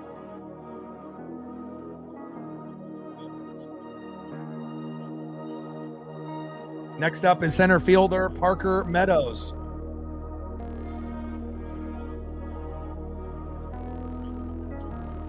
First pitch inside gets Parker to move out of the box, 1-0 count. Sinker 95 miles an hour. Come on, George, finish strong.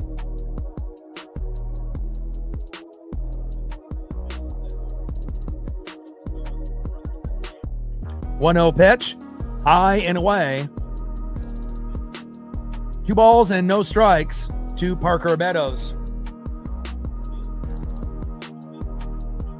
Yeah, we need more than one. You still want to shoot for 5 runs, 7 to 10 hits every game. Because as you guys know, it only takes one bullpen player to fuck everything up.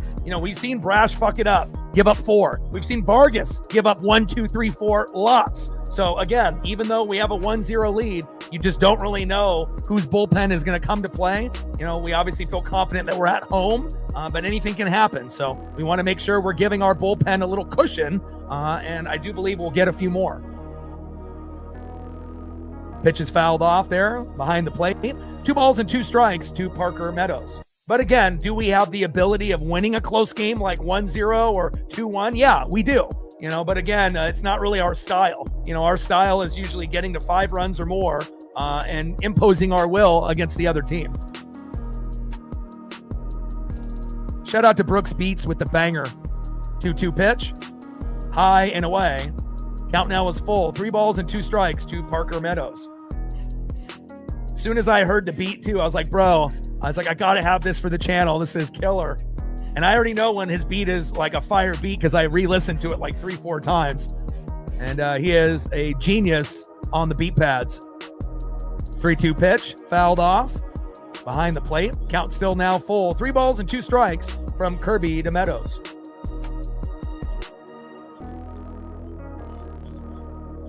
Yeah, Mariners, Brewers, it could be possible. Obviously, we would have to win against the Tigers and win against the Blue Jays more than likely, which won't be easy, even though Bo Bichette is not in the ALDS lineup.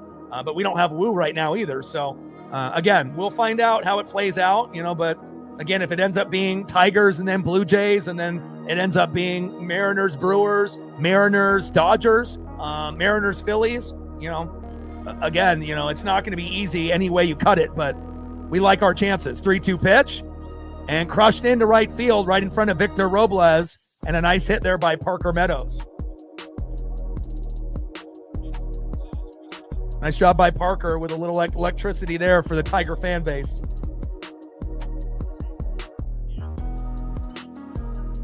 Teoscar, what a G. Go ahead, 3-run home run. And they said, goodbye, Philly. On the road, too. You have to understand how tough it is to win, in Philadelphia. That's probably the most rowdy, fan base. A lot of Eagle fans out there screaming, yelling, being drunk, and again, that's not an easy place to win. Shout out to the Dodgers, for winning a tough game on the road. The only team that has been able to win a game on the road so far. So Woo's pec is a little tight. He's still doing his regular regimen, but he just doesn't feel ready. So there's no point of forcing him, to pitch game 3 or game 4 on the road. And then we, throw him out there injured. And then he gives up 6 runs in the first and then we lose. So again, I wish we had him healthy. I wish 4 of our 5 starters didn't get hurt besides Castillo. But again, this is what we have to do to be able to go all the way. We have to fight the adversity, and we pray that Woo will be ready when we play the Blue Jays. 0-2 pitch. High and inside to Gleyber Torres. 1 ball and 2 strikes from Kirby to Torres. Top of the 5th, runner at first, Parker Meadows with a single to Victor Robles early in the inning. 1-0 Mariner lead with a solo dinger to center by Julio Rodriguez. My boy, J-Rod. Trident's up. 1-2 pitch. Popped up. And that is going to go out of play. 1 ball and 2 strikes to Gleyber Torres.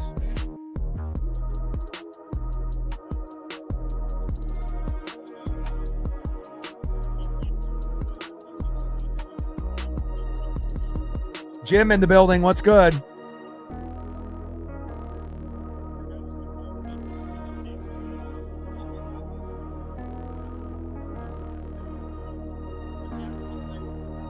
Top of the 5th, runner at first, 1-0 Mariner lead with a Julio Rodriguez solo dinger to give us a little edge early on. 1-2 pitch, and that one's crushed towards right field, foul. Kirby on the mound, Gleyber Torres in the box. We got 465 in the room. We should be getting close to 200 likes if we haven't hit it yet. And if we can get some support by the people in the chat, that would be great. Our goal will be 300. 1-2 pitch, popped up, and that fades out of play.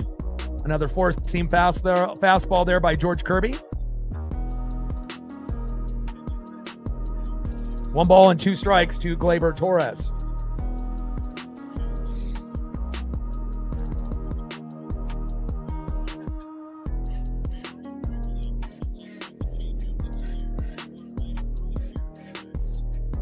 One-two pitch.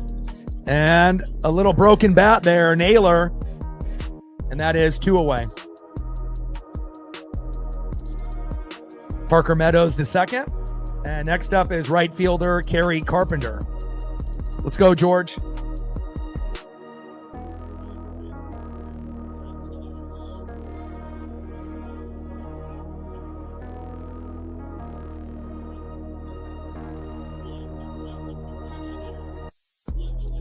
We got a mound visit here with Woodworth and Big Dumper. Let's go. Love to see Cal with the mound visit. And again, like I said, at some point or another, you're going to have a few of these mound visits, if you want to make sure that your pitcher is on point, regardless if Woodworth comes out there or not. And again, it's something that, we have to be very proud of having not only a great home run hitting catcher, the best in the big leagues, a guy that's a good defensive catcher, but also a guy that's got leadership to be able to settle guys down. And it's not like they're going to wave him off or not listen to what he says. It's Cal Raleigh. So that he's going to call a great game, and he's got a great relationship with everyone on the pitching staff, including the bullpen. Great job, Cal. Let's see if we can get it done here. Trident's up. Let's go, M's. First pitch to Kerry Carpenter with a runner at second, Parker Meadows. First pitch and slices it. Foul. Fuck, thank God. And that one climbs over the wall there. No balls and 1 strike to Kerry Carpenter.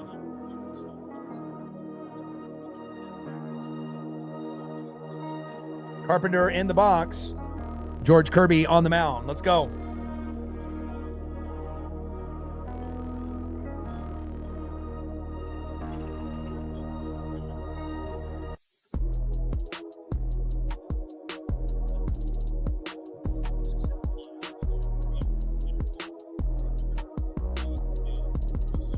Top of the 5th, runner at second with 2 outs. 1-0 Mariner lead with a Julio Rodriguez solo dinger. Pitch on the corner. Takes a strike looking there. And again, you're definitely seeing this call the game a little differently. And most of the time, it's stuff that's inside or outside, not low and high, that you're going to get the calls. And again, a few calls, for the Mariners and the Tigers that could have went either way. And again, they have to adjust as the game goes on. No balls and 2 strikes to Kerry Carpenter. 0-2 pitch. Inside. Cal does a great job framing it, but it was right on the line. And honestly, if it's in the same spot, then pitch number 2, but slightly lower, there's not a whole lot of consistency here. You're getting literally the same location, maybe a couple inches lower or higher. Sometimes it's a strike, sometimes it's a ball. You don't know. 1-2 pitch. And Carpenter crushes it. And that one is gone. Wow. Kerry Carpenter. And again, had that one hanging right down the middle, 409 feet in center field. And Kerry Carpenter gives the Tigers a early 2-1 lead. Nice electricity there by Kerry Carpenter to get the Tiger lead. And now the Mariners have to refocus, and we have to be able to fight back. Next up, left fielder is Riley Green. Great hit there by Kerry Carpenter. And again, you knew at some point, the home run is going to happen. You hate to see it be a 2-run blast, not a solo dinger like Julio's. But again, no one said this was going to be easy. We're going to have to grind it out. And as long as the offense does their job, we'll be just fine. First pitch, high and away, 1-0 count.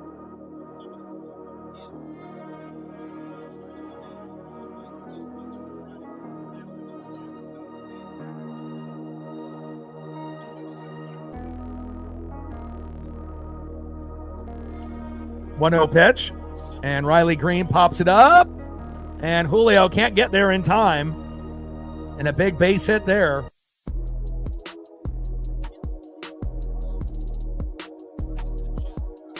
Next up for the Tigers, first baseman Spencer Torkelson. We need to get this last out. Can't let them score anymore.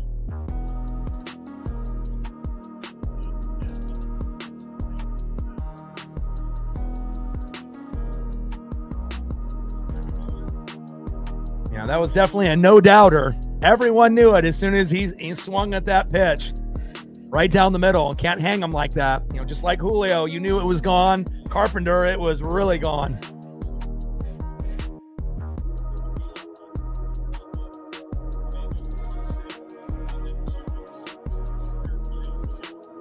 Top of the 5th, 2-1 Tiger lead. 0-1 pitch, low and away with that slider. 1 ball and 1 strike to Spencer Torkelson. Torque in the box. Kirby on the mound. Come on, George. And again, we can't have him give up any more. 3 runs is the max. But if you give a 2-run jack, you don't got a whole lot of wiggle room after this. Check swing. Did he go around? Yes, he did. 1 ball and 2 strikes to Spencer Torkelson.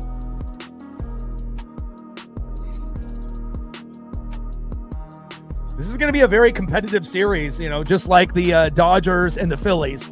I feel it's going to be very similar, very back and forth.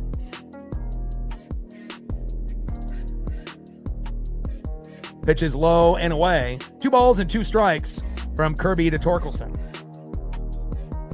Yeah, we're great with 2 outs. We're great in the 7th, 8th, and 9th. So just because, Carpenter hit that 2-run bomb, which is great for them. Obviously just like Julio was great for us, we're not done. 2-2 pitch and a little slow dribbler there, little flip to second, and that is out number 3. So we got home runs early now, finally in the matchup. Nice job by Julio Rodriguez to get the first big home run for us, making it 1-0. Kerry Carpenter answering right back with a 2-run jack. And now let's see if we can tie the game up here in the bottom of the 5th.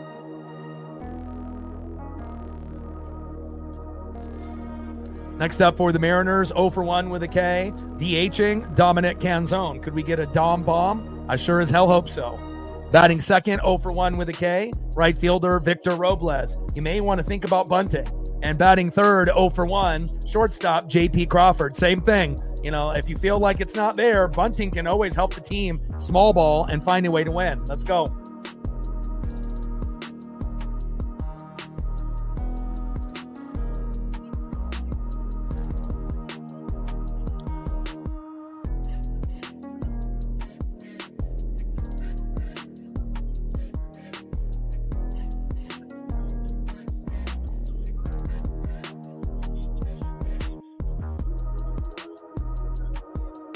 Like, sub, donate, comment, share. If you haven't smashed that like button yet, please do. Help us get to 300 likes, 100 on the dono train.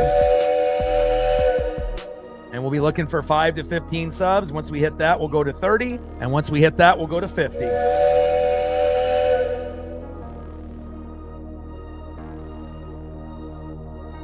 And we gained quite a few subs. We only need one sub now. One sub to get to 22,400. I know there's somebody in the room that will be able to do that as we speak. One sub away from 22,400. We're at 22,399. Since the last commercial break, we've gained about 20. So let's see if we can get one or two more. So that way we can end up going for our next goal, which will be 22,500. Let's go. One sub to go. And there we go. We got it. We got 2 people to sub to the channel. I appreciate that. Now we got 99 to go for 22,500. Let's go.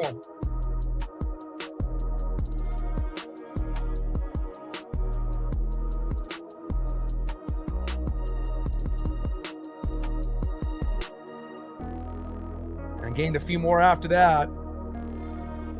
95 subs to go to 22,500. We've already gained 30 plus. Let's see if we can get to 50.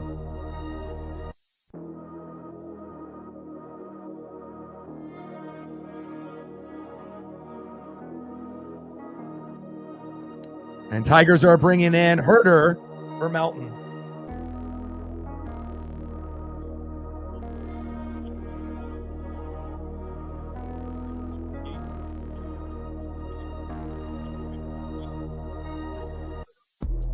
Brant Herder coming in.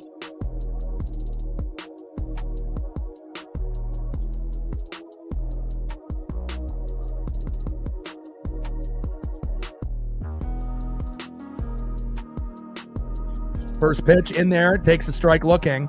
0-1 count.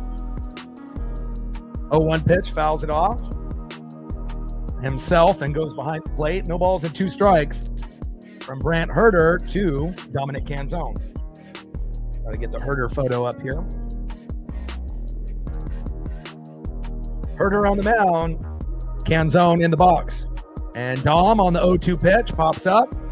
Should be a routine play there in center field, and it is. 1 away.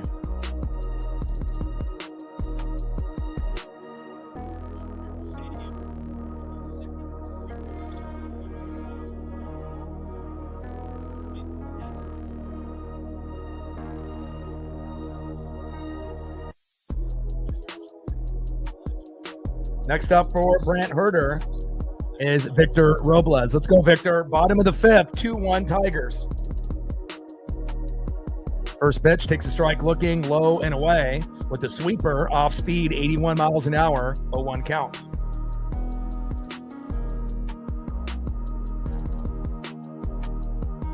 Victor pops that one up and stays in play, and that is 2 away.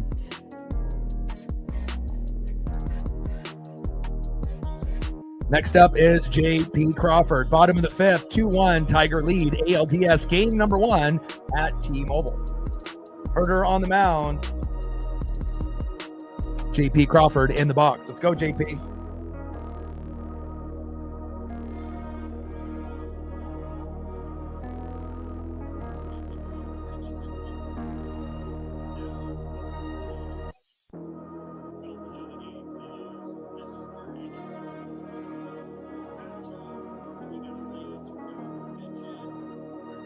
Oh, 1 pitch from Herder, and JP with a slow dribbler and a little toe tap on the bag, and that is a very quick inning for the Mariners there.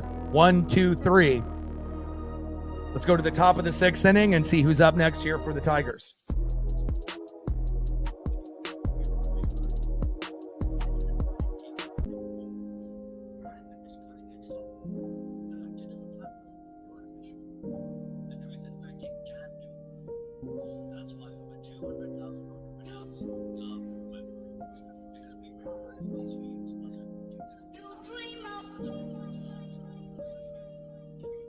We're at 88, 12 more to hit the dono goal. We're at 88, Captain. All right, we're at 200. Let's see if we can get to 300 before the stream ends. We should be able to do that since we got about half of the matchup to go.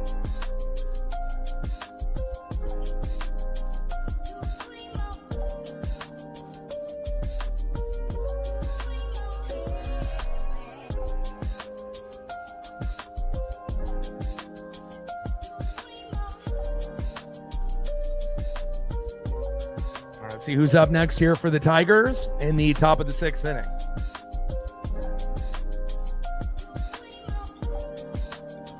Next up for the Tigers, 1 for 2 with a K, DHing Colt Keith. Batting second, 0 for 1 with a base on ball, catcher Dylan Dingler. And batting third, 0 for 2 with 2 Ks, third baseman Zach McKinstry. And let's take a look at George's pitch count. He's already at 94 pitches, so I can't really see him pitching that much more. 5 innings pitched, 6 hits, 2 earned runs, and they're going to bring in Gabe Spire. I figured they were going to make a change, and they made the right change. All right. So George is done. Just unfortunate that he had to give up a 2-run jack, not a solo dinger, but, you know, it is what it is.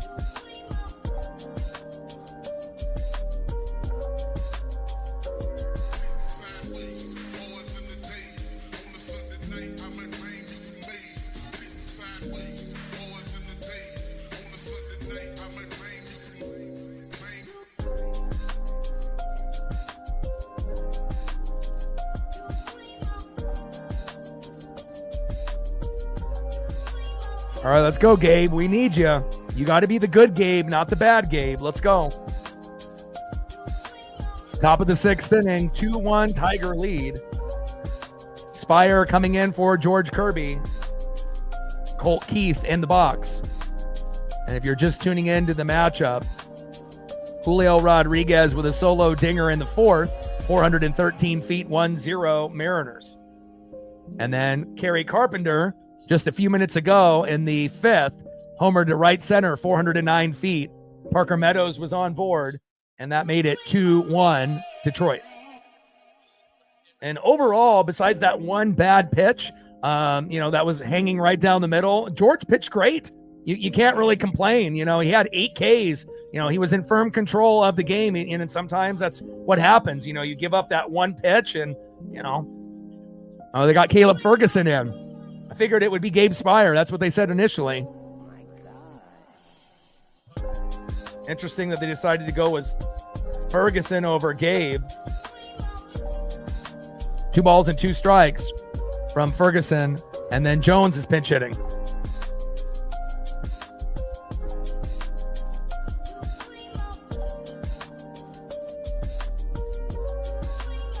Caleb Ferguson on the mound, Jones in the box.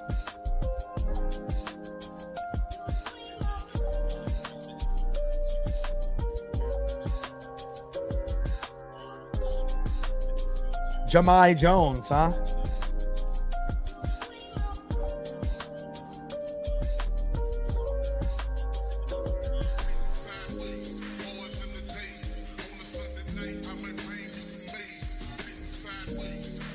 Jahmai Jones in the box. Ferguson on the mound.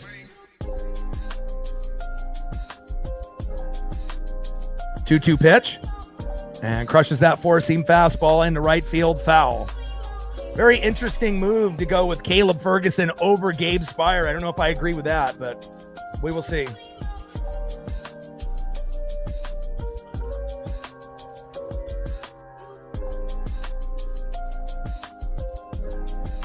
Two-two pitch. Low and into the dirt with that cutter. Count now is full. 3 balls and 2 strikes from Ferguson to Jones.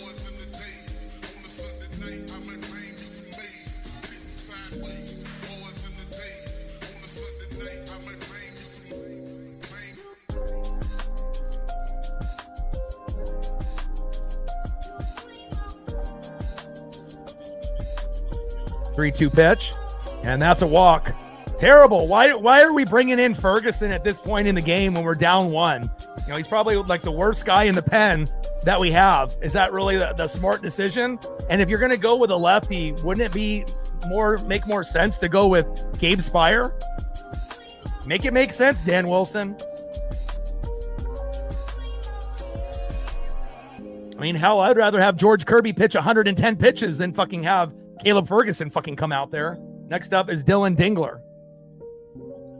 And obviously we don't want, George to be pitching over 100, but I have more trust in a tired George Kirby than I do with a fresh Caleb Ferguson, if that means anything. Caleb is fucking terrible. Not trustworthy at all. And for a guy that takes like fucking 25 seconds per pitch, at least hit the fucking strike zone. Christ. 1-0 pitch. Low and at the knees. Like, why are you taking so fucking long? Taking like 25 seconds per pitch and you can't even hit the zone. Idiot. 2 balls and no strikes to Dylan Dingler. Golly. I mean, we're only down 1. We don't want to be down 5. 2-0 pitch is fouled off towards third base, towards Gino. Foul.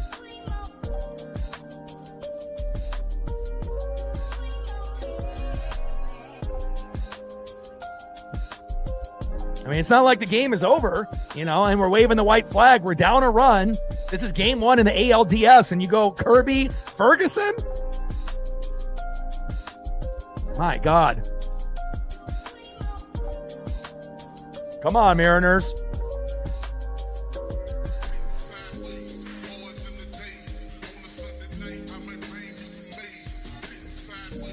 And obviously he's doing it, based off the righty lineup, but you have to make sure that the player is good. Otherwise, it doesn't matter. You have a better chance of striking righties out with a righty if he's good rather than going with a lefty just because he's a lefty.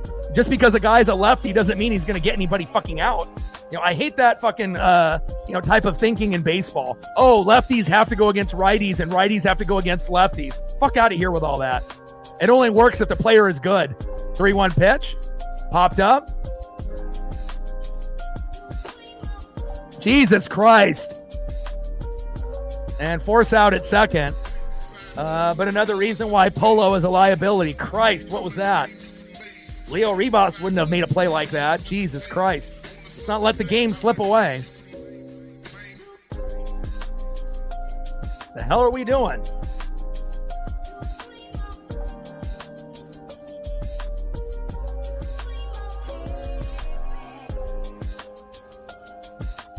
What the fuck are you doing, Polo?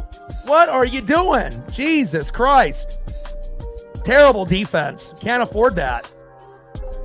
First pitch from Ferguson to McKinstry takes a strike looking 0-1 count.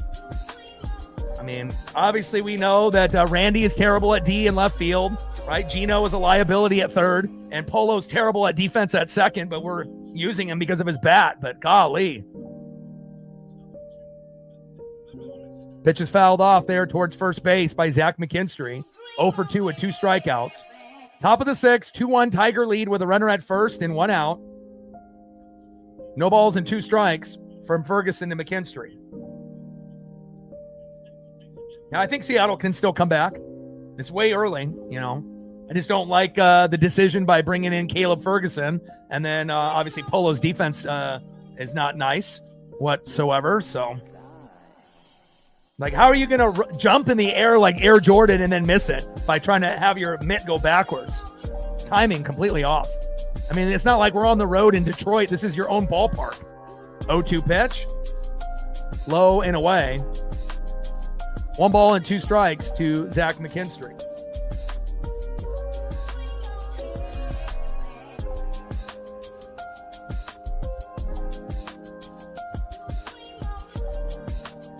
Top of the 6th, 2-1 Detroit lead. 1-2 pitch. And Julio Rodriguez is there, and that is 2 away.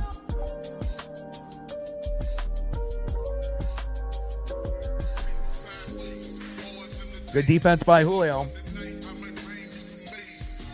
Next up is Javier Baez. And Dan Wilson's coming out, and there goes Caleb.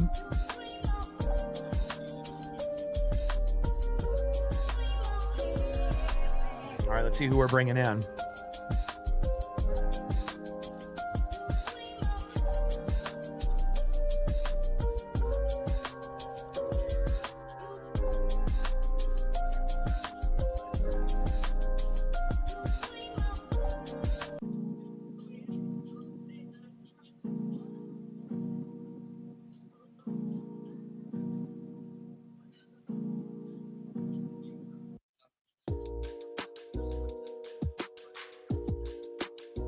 Like, sub, donate, comment, share. If you haven't smashed that like button yet, please do. Help us get to 300 likes, 100 on the dono train. And we just hit 22,400 plus subs, and we're trying to get to 22,500. We gained a few more, 6, 7 more. Now we only need 89 more to hit 22,500. Let's keep them coming. 22,411, 89 more subs to get to 22,500. Let's go, baby. And Bizardo's coming in.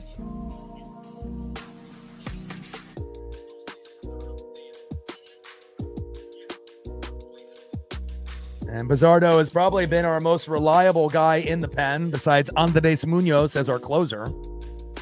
But with that being said, Bizardo has been shaky kind of towards the end of the year. So hopefully Bizardo will be able to lock in and get the job done here. Bizardo coming in and filling in for Caleb Ferguson, which really didn't make any sense. And Javi Baez, 0 for 2 in the box.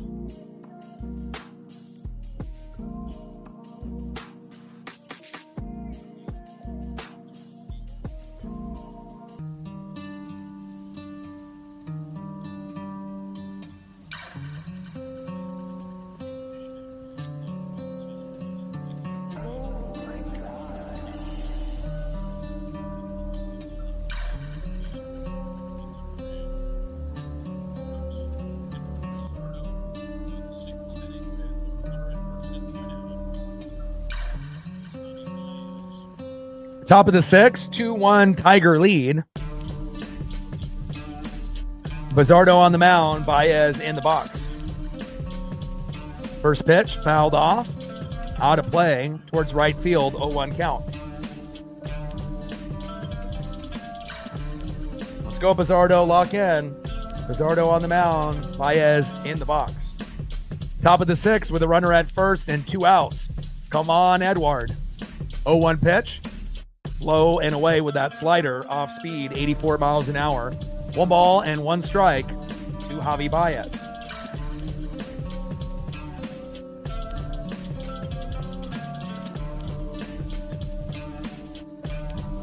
One pitch popped up, and that should be out number 3 as long as we have communication here and Polo doesn't do something stupid. And there we go. All right, Polo. Nice for you not to jump around like Air Jordan and completely miss it like an idiot on that previous potential out, but at least we get the job done here. Let's go to the bottom of the 6th inning and tie the game up or take the lead. Let's go.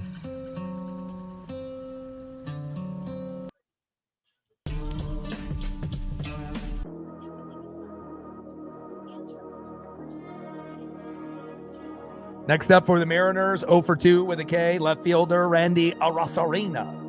Batting second, 1 for 2, catcher, big dumper, Cal Raleigh. And if there was ever a time that we needed Cal to go yard, it's right now. And batting third with already 1 home run in the game, 1 for 2 with a run and an RBI. Could he do it again? Julio Rodriguez. Let's go, J-Rod. Trident's up. You're the hero so far, and we may need you to hit 2 home runs to be able to win this game. Let's go, J-Rod.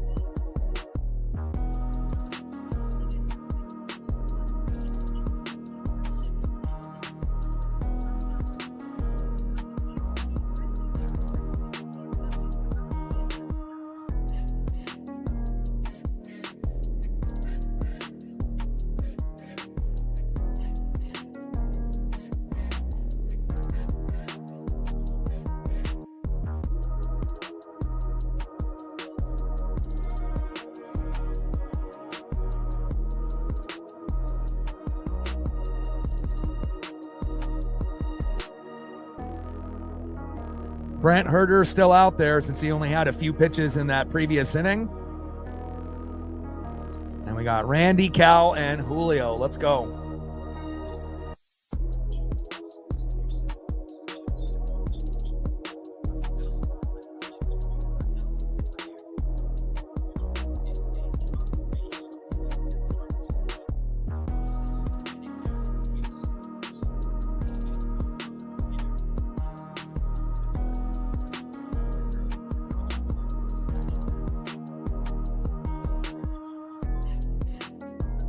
Gained a few more subs. 85 to go to 22,500. And if we can get an update on the likes and the dono count as well by the leads that are in the room.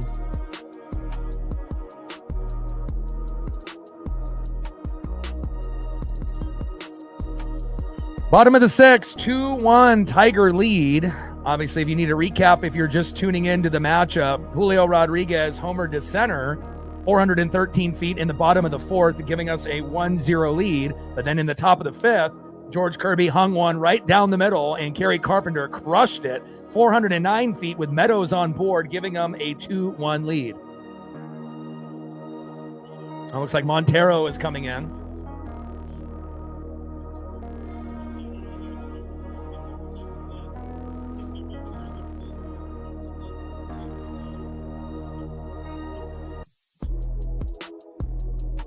Pitch fouled off. No balls and 2 strikes from Montero to Randy.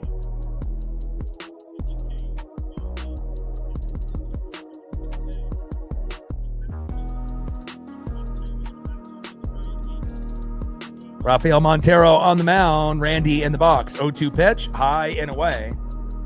1 ball and 2 strikes from Rafael Montero to Randy Arozarena.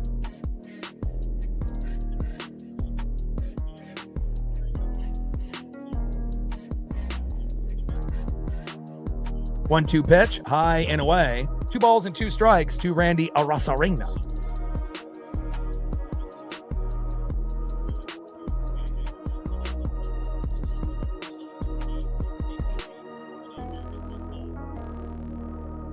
Two pitch, low and away. Count now is full for Randy Arozarena. Come on, Randy, be patient.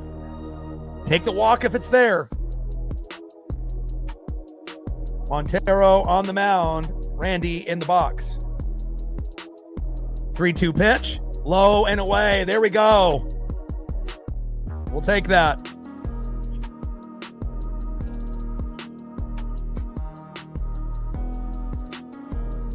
All right, here we go. It's time for a 2-run jack of our own right now.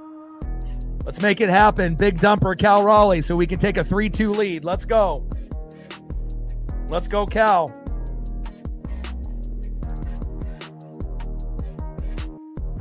Montero on the mound, big dumper in the box. First pitch, high and away with the splitter missing. 1-0 count. 87 miles an hour there by Rafael Montero. Come on, big dumper. Let's go. If they can get a 2-run jack with Carpenter, we can get one with big dumper. 1-0 pitch, high and away. 2 balls and no strikes to big dumper Cal Raleigh. I mean, we'll take a meltdown also. I mean, if we can't get the home run right away, we'll take a few walks, guys getting plunked as long as they don't get hurt, and then we can get that big 3-run jack or maybe even something bigger. Come on, Cal. 2-0 pitch. Cal, in the gap, drop. Yes. Let's go. Go, Randy, go. Go, Randy, go. Go, Randy. Slide. Safe.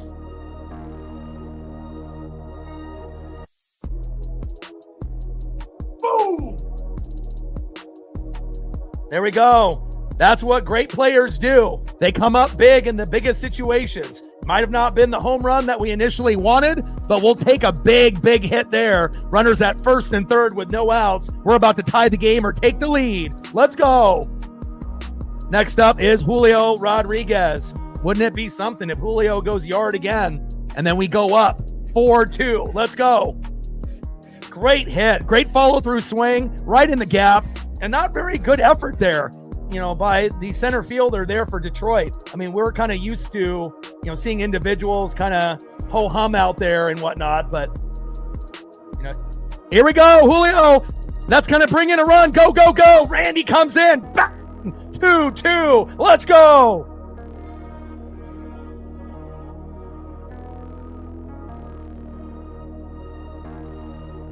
That's what I'm talking about, baby. Julio Rodriguez making sure that everyone knows his name. Let's go. Next up is Josh Naylor. 2-2 tie with no outs. It's our time. Let's go.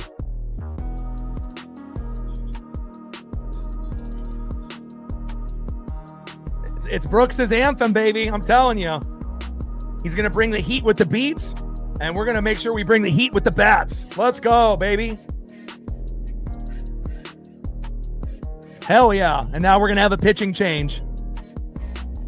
Thank you so much for bringing in Montero. That's exactly what we fucking needed.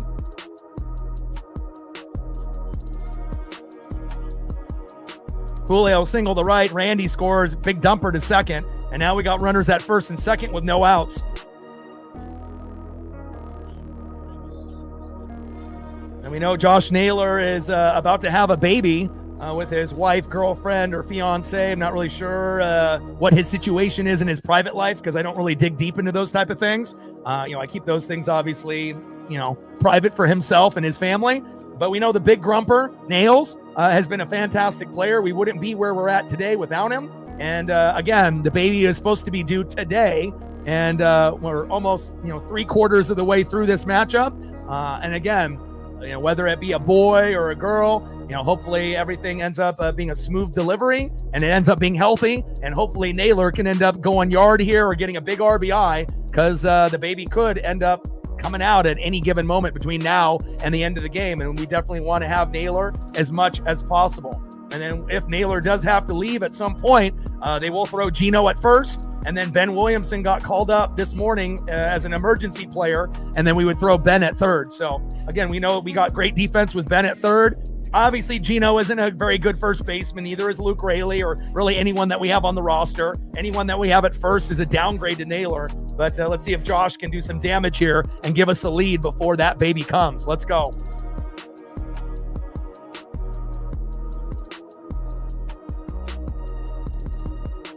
Biggest pickup the Mariners have had at the deadline ever. And we had Randy the year before, but the impact of Josh Naylor is something that words can't even describe on how good he's been for us. I mean, normally when players come to Seattle, they can't hit here, right?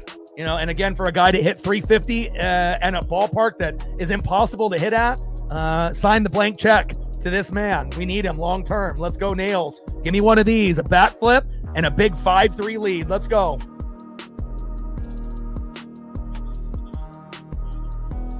First pitch, low and away. And now we got a lefty-lefty matchup here. Holton, and hopefully he'll have a meltdown as well.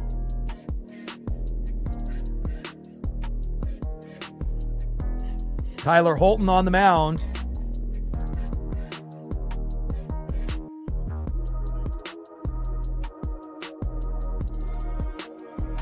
Pitch is in there for a strike. 1 ball and 1 strike to Josh Naylor.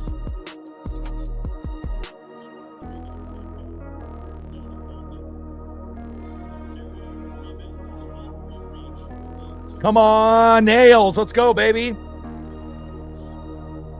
And Naylor with a little slow dribbler. Throw to first. Got him.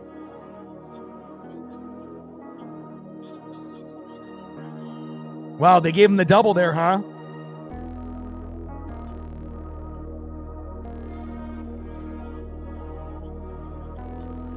Yeah, how does Julio let him tag him right there? Come on, J-Rod.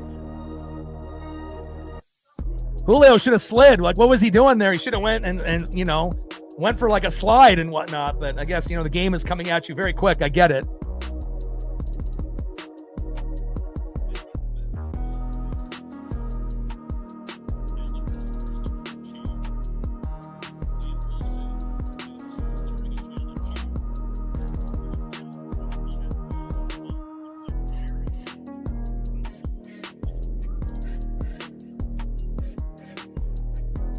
All right, they're challenging the tag here.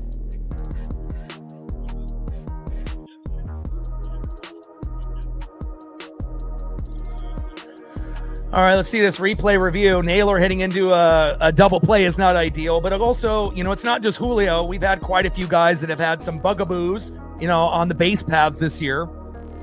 Gino, Polo, Julio. But it would have been nice if Julio would have went head first and slid, and then he might have been able to avoid the tag, but did he actually tag him? Yeah, he did tag him in the back. And then and then Naylor doesn't even hit first base.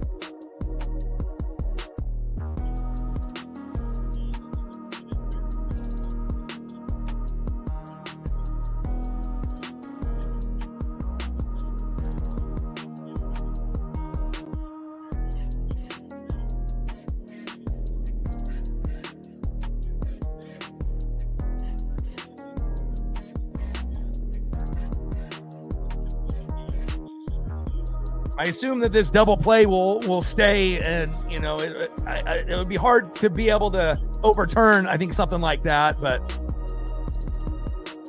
just really wish I would have got Julio to go head first and slide.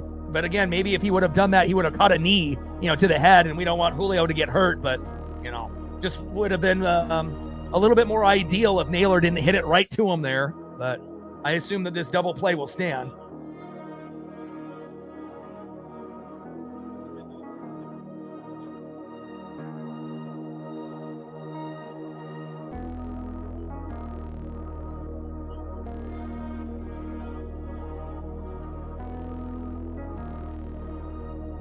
All right, double play stands. I mean, there wasn't really a whole lot to be able to be like, yeah, for sure, And again,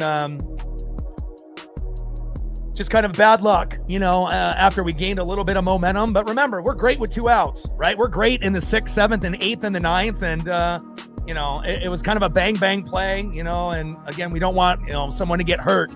And again, just wish that ball didn't get hit right there, and maybe Julio was able to, dodge it and whatnot. But it is what it is. We still got Cal Raleigh at third, and we still got an opportunity to be able to score another run and take the lead. Next up is Jorge Polanco. Let's go, Polo. First pitch, takes a strike, looking high and away, 0-1 count. And it's good that we ended up tying this game early rather than late, even though I know that we can, score late, but it's nice to be able to tie it up so that way we still have a few more innings to make some magic happen. 0-1 pitch, check swing. Did he go? No, he did not. Change up off speed misses there by Holton. 84 miles an hour. 1 ball and 1 strike to Jorge Polanco. Alec in the building. What's good, brother? 1-1 pitch. Takes a strike, looking inside. That should have been probably a ball, but again, the ump his strike zone has been very odd. You have 2 pitches in the same spot. One might be a ball, one might be a strike. His expanded strike zone high has been kind of odd. Normally it's inside and outside, not high and low, but there's a first for everything. 1-2 pitch, fouls that one off. 1 ball and 2 strikes to Jorge Polanco.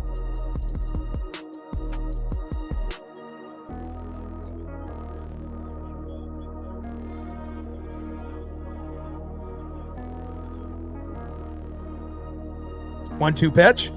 Check swing. Did he go? No, he did not. 2 balls and 2 strikes from Tyler Holton to Jorge Polanco. Come on, Polo. 2-2 pitch. And hard hit into right field, but right to a Tiger right fielder, and that is out number 3.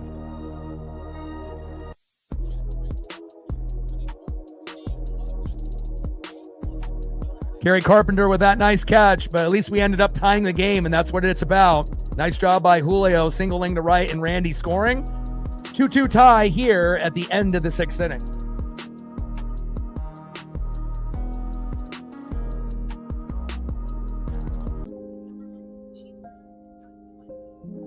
Let's see who's up next here in the top of the 7th. Next up in the top of the 7th, 1 for 2 with a run and a K, center fielder Parker Meadows. Back at the top of the order, 1 for 3 with a K, second baseman Gleyber Torres. And batting third, 1 for 3 with a run, 2 RBIs and a K, right fielder Kerry Carpenter.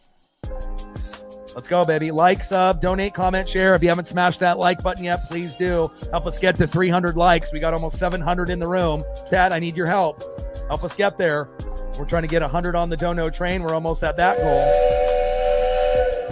And we've already gained 30, 40 subs. Let's see if we can get to 50.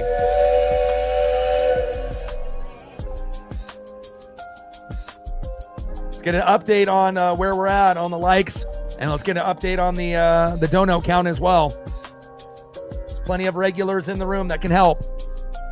Top of the 7th inning, 2-2 Tigers and Mariners. And if you need a quick update in the matchup, if you're just tuning in, Julio homer to center, 413 feet in the 4th, 1-0 Seattle.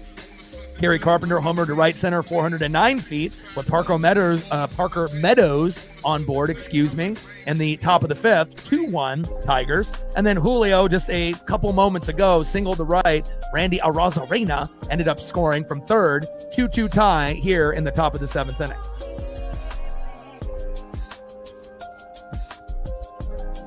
All right, we're at 260. We got 684 in the room. Chat, you know what to do.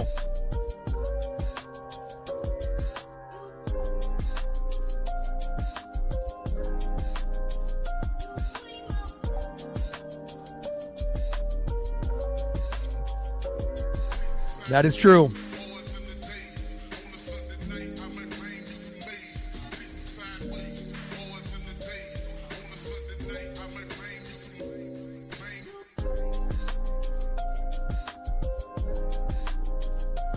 And Gabe Spire is coming in.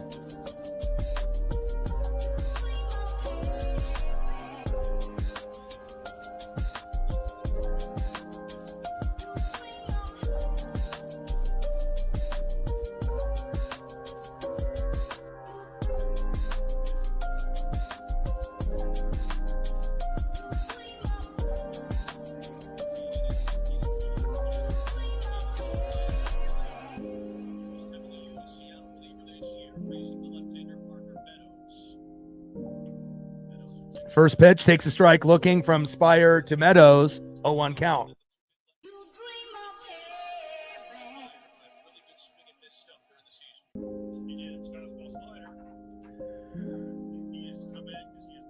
Oh, 1 pitch. Crushes that one into left field, fading foul. No balls and 2 strikes.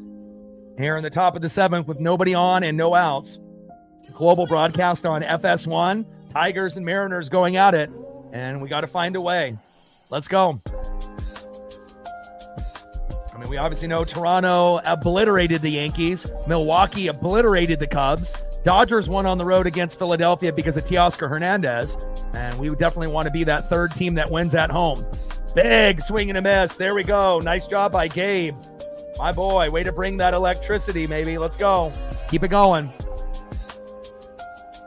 Down goes Parker Meadows. Next up is Gleyber Torres.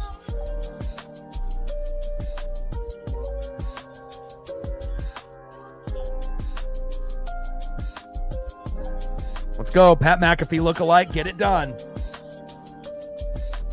First pitch, low and at the knees with the four-seam fastball by Spire. 97 miles an hour. 1-0 count. Come on, Gabe.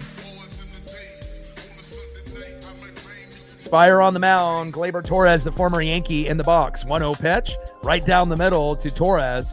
1 ball and 1 strike with nobody on and 1 out. 2-2 tie here late in the top of the seventh.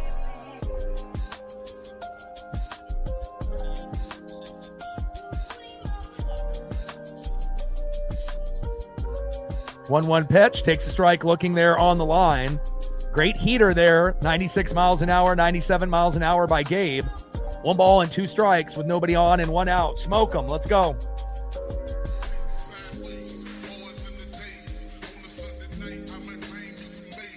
One-two pitch.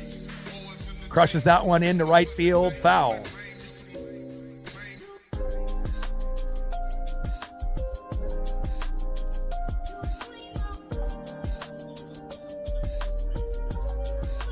Smoke them. Let's go. Come on, Gabe. 1-2 pitch. Let's go, baby.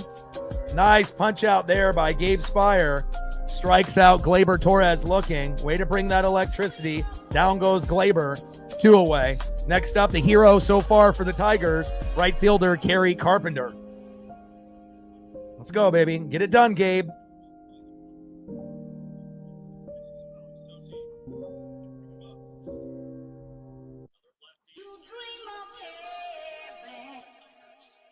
First pitch on the corner, takes a strike looking with a sinker, 95 miles an hour, 0-1 count. 1 for 3 with a 2-run home run in the fifth to give them the 2-1 lead, but we got it right back with our MVP, Julio Rodriguez, in this game tonight with a home run and a big RBI later. 0-1 pitch, high and away, 1 ball and 1 strike to Kerry Carpenter.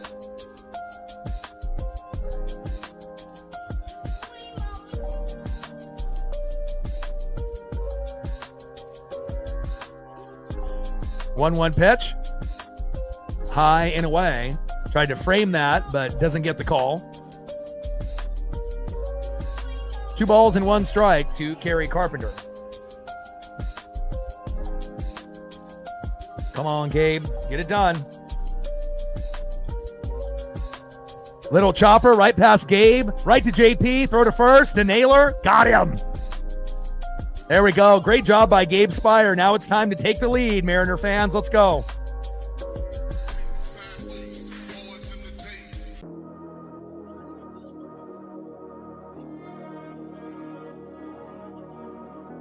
Next up for the Mariners, 0 for 2 with a K, third baseman Eugenio Suarez. And you don't need to hit a home run to be an impact hitter. You know, just hit a line drive towards third base all the way to the left field wall, and that can get us a nice double. Come on, Gino. Batting second, 0 for 2 with a K, DHing Dominic Canzone. We could use a Dom bomb. And batting third, 0 for 2 with a K, right fielder Victor Robles. With guys at the bottom end of the lineup like Victor and JP, bunting shouldn't be out of the question. They won't be expecting it. And again, you know, how often do you see a team bunt and then the person that tries to get the ball and barehand it, they don't? You know, there's no throw or a wild throw to first. You know, sometimes if you're 0 for 2, it may not be the, you know, thing that you want to do, but it could be the thing that you do that helps the team win. You know, getting somebody on base unless we have a meltdown, you know, with a walk or a couple guys get plunked. But pitching has been pretty good on both sides overall.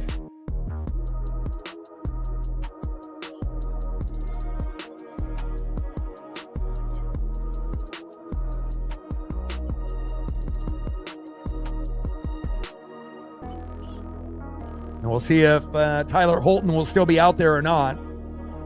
He only had 9 pitches in his previous outing there, so we'll see.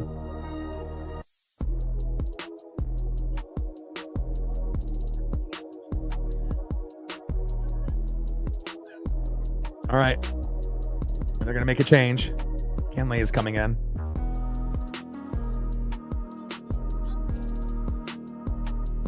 Tommy is coming in.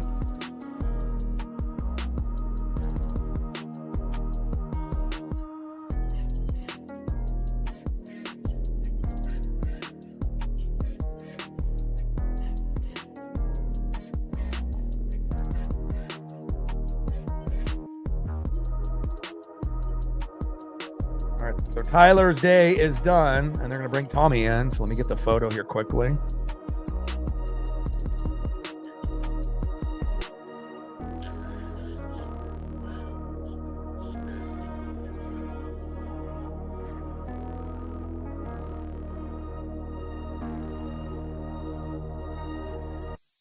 All right, Tommy on the mound, Gino in the box. Let's go, baby. Good vibes only.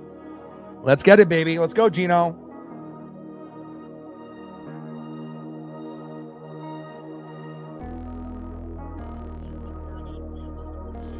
Come on, Gino.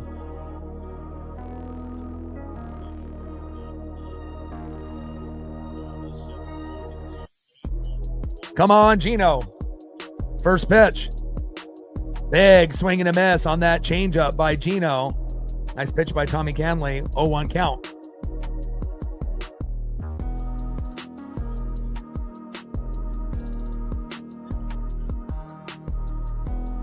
Oh, 0-1 pitch.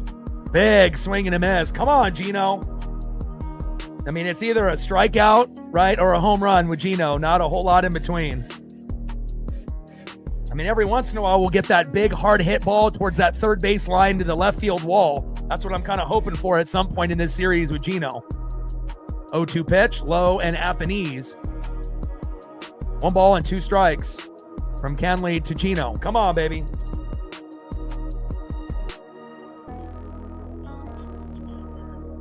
I mean, we definitely can make the World Series and play against the Brewers, the Phillies, or the Dodgers. There's no doubt about that. 1-2 pitch. High and away. 2 balls and 2 strikes to Eugenio Suarez. I mean, for Gino, sometimes getting plunked or getting walked is better than him obviously striking out as often as he does. But hopefully we get a little magic out of Gino at some point in this series. 2-2 pitch. Low and away. Good eye. Count now is full. 3 balls and 2 strikes to Eugenio Suarez. Can we get an update on where we're at all day, TJ? on the likes. We got 678 in the room. We should be able to hit 400. 3-2 pitch. And he lines it into left field, but it will stay in play. Great catch there in center field. And that is 1 away.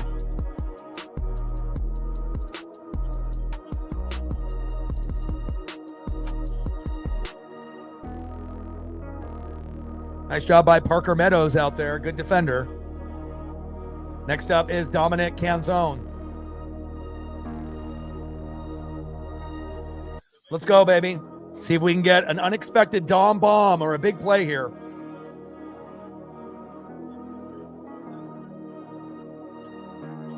And first pitch, Dominic Canzone pops up. Work the count. And an easy out for Riley Green there. 2 away. We got to work the count. You know, you just can't expect that you're going to get a fastball right down the middle and go yard like Julio or Kerry Carpenter. You know, you got to work the count, get 4 or 5 pitches in, you know, work that pitcher a little bit, and then eventually you'll get that pitch that you really want. And then we got Luke Raley pinch hitting for Victor Robles. I don't know if I agree with that.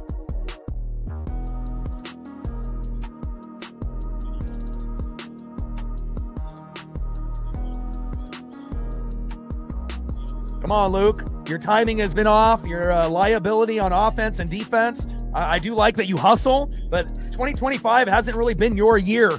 And, you know, maybe this is the time for him to shine. You know, he's been overdue for a home run for months. So if he hits one, maybe that could be potentially the game winner. If he does, who knows? But I would just be happy with him getting a single, if I'm being honest. First pitch, takes a strike looking. Bottom of the strike zone, 0-1 count. Come on, Luke. Can we get a nuke from Luke? I mean, he only has 4 home runs, 2-0-2, and he's had some injuries. Timing has been off. You know, defense is a liability. He's a liability in the box, but maybe, you know, something magical will happen. Pitch is fouled off, 0-2 count. But I wouldn't really expect anything out of Luke Raley. You know, you'd be better off having Ben Williamson hit or anybody, Leo Rivas, anybody, honestly. Hell, Mitch Garver would have a better chance getting a hit than fucking Luke right now. 0-2 pitch and big swing and a miss. You know, and again, if a guy has been this bad, why is he on the roster? You know, again, why don't we have Cole Young instead of him? You know, Cole Young would maybe strike out too, but we have a little bit more faith in Cole than Luke. Luke is literally on the same category as like the guys that aren't on the team anymore. He's like a Dylan Moore, but he's left-handed. Why is he on the team? Somebody tell me. I mean, he hasn't done anything positive for the team in months. Just saying. I mean, at this point of the year, we got to have our best players. And yeah, I know Luke can play multiple positions like Dylan Moore, but just because you can play multiple positions doesn't mean that you're good at playing multiple positions. Just saying. End of the 7th inning, 2-2, Tigers and Mariners. Let's see who's up next here for Detroit.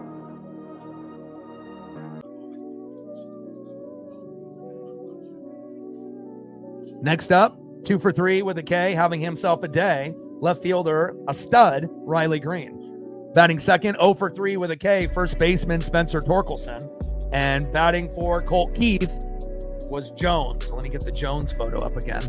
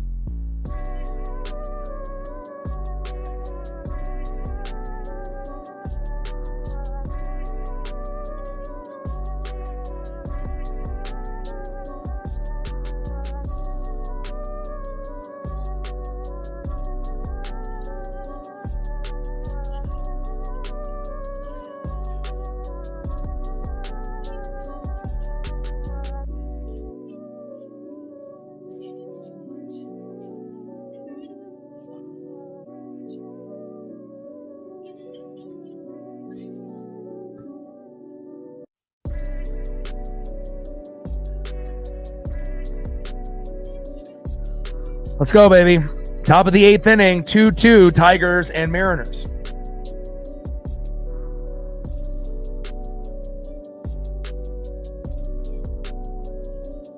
You know, and again, if you're going to have someone come in, you know, for Victor Robles, who hasn't really been, very good for us either after his injury in San Francisco when he sacrificed his body and was out for the year. Like, Leo Rivas gives you a better chance. Cole Young gives you a chance. Like, why is Luke Raley even playing? Why is he even on the team?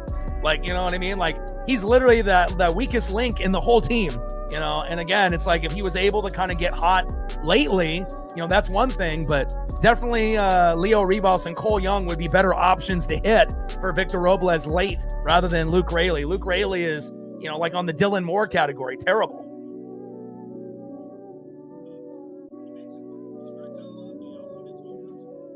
And first pitch there by Gabe Spire to Green, pops it up. And Julio is there. And that is one away. Nice job by Julio. They got Luke Raley in right field. Get the fuck out of the way, Luke. You almost ran into Julio. Let Julio do his job. It's not like you can fucking catch out there in right field either. And that's a thing. Like, why would we have Luke Raley out there? And again, obviously, Leo Rivas and Cole Young can't play right field. So again, that's the reason why we have Luke, because he can play first base and right field. But Jesus Christ, isn't there someone better that we can have, than fucking him at, backup first baseman and backup right fielder? He can't fucking catch. He can't fucking hit. And I hope for his sake, he does have a Luke Nuke at some point to make his job worthwhile. But he's kind of a waste of space at this point. We need to have our best players and our best roster, especially with Wu not available until possibly the ALCS. Be smart out there. Come on. Next up is Spencer Torkelson. And they're going to bring in Brash.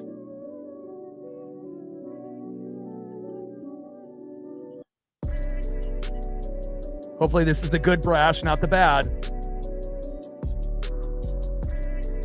Especially with the game on the line, we need you.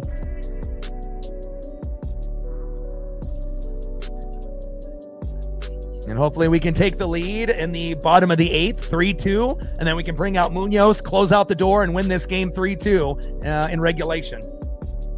And not go into extras. Brash on the mound coming in. And Spencer Torkelson 0 for 3 with a K in the box.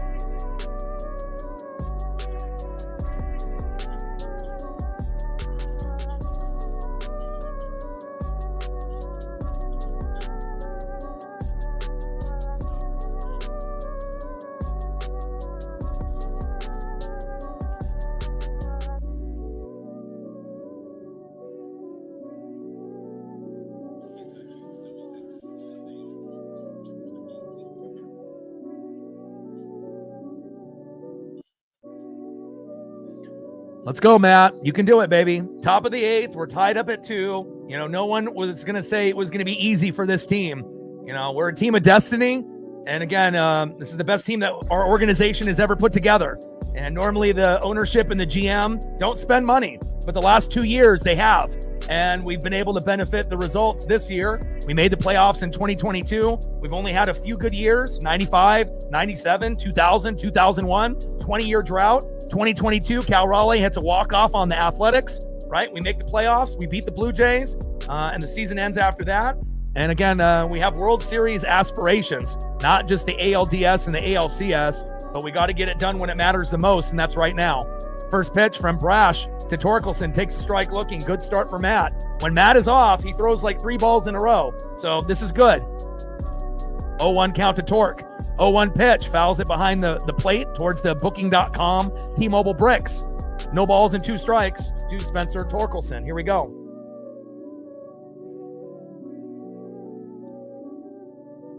Amy Nutman, huh? Might be time for a name change.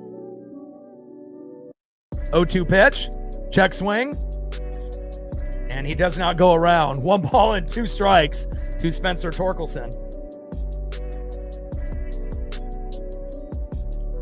You can tell who grew up with respect and who has not. Everyone loves to be a keyboard warrior. Pitches low and away. 2 balls and 2 strikes to Spencer Torkelson.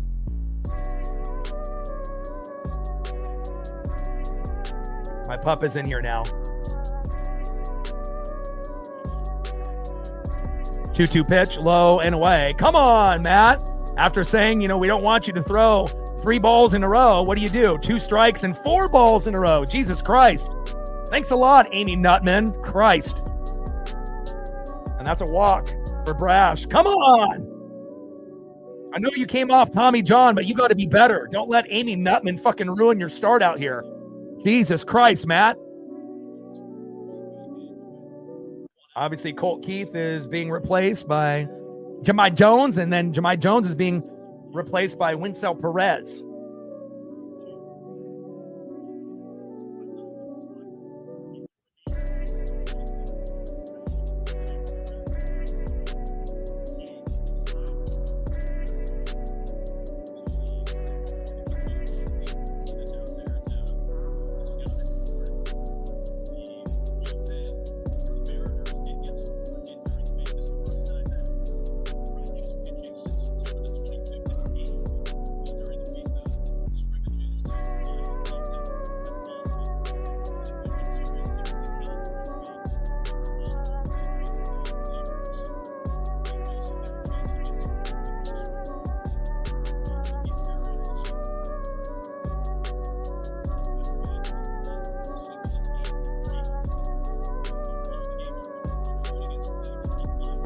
First pitch, low and at the knees to Perez. 1-0 count. Come on.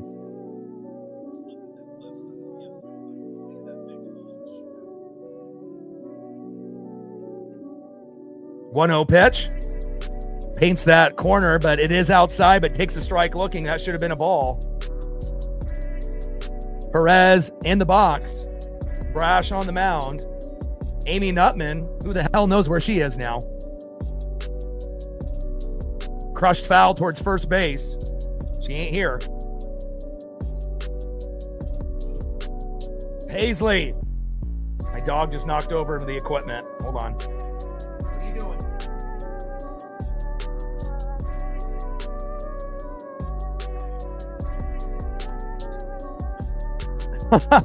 It's the curse of Amy Nutman.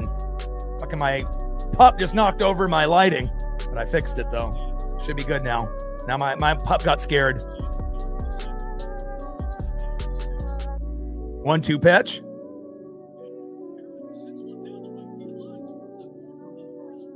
And Perez into foul territory, thank God. 1 ball and 2 strikes from Brash to Perez.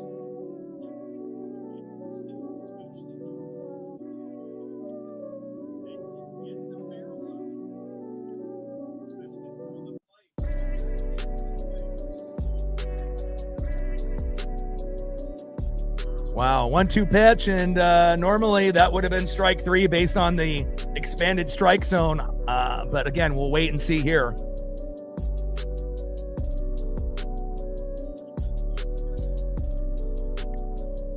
That might have been the first time my pup has actually knocked over the lighting. Big swing and a miss. Got him. Big punch out there. There we go. Down goes Perez. Nice job, Brash. There we go. 2 away. Next up is Dylan Dingler.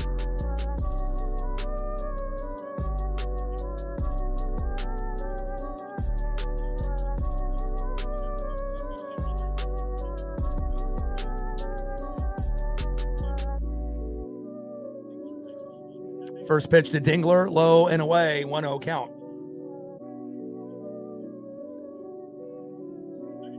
Dingler 0 for 2 with a walk in the second.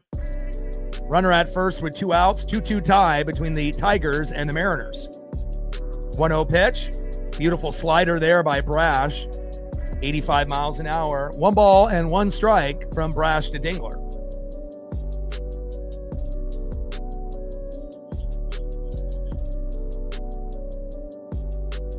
One pitch.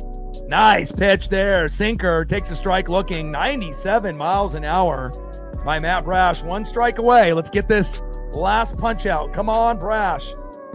Brash on the mound. Dingler in the box.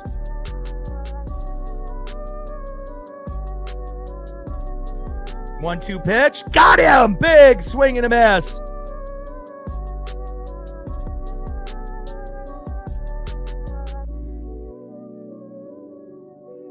Good shit, Brash. Now I got to go check up on my pup, make sure that she doesn't think that she's disowned by me because of Amy Nutman's bad timing. All right, let's go to the bottom of the 8th and take the lead and not look back. What do you say? Next up, 0 for 2 with a run, base on ball and a K. Left fielder, Randy Arozarena. Batting second, 2 for 3. Catcher, Big Dumper, Cal Raleigh. Is it time for Big Dumper to have some magic? Let's go. And batting third, 2 for 3. A run, 2 RBIs, and a home run. The hero for the Mariners so far, Julio Rodriguez. Tridents up. Seize the moment.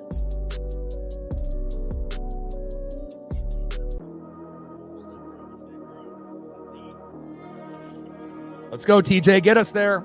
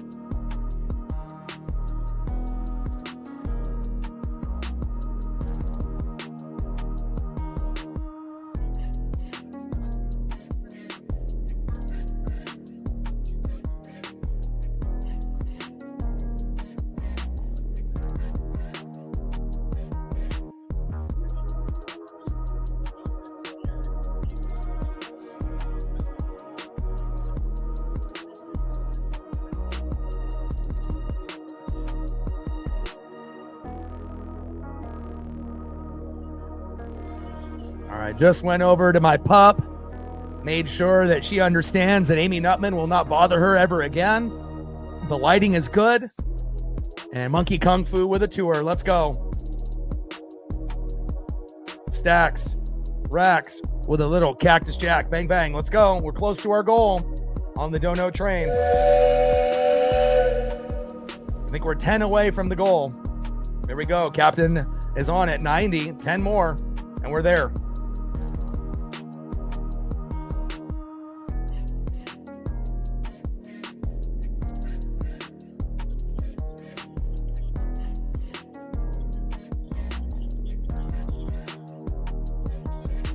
Yeah, JP is still up. JP Crawford, Randy, Cal. And then obviously if we get to the next guy, then it'll be Julio. Come on, JP.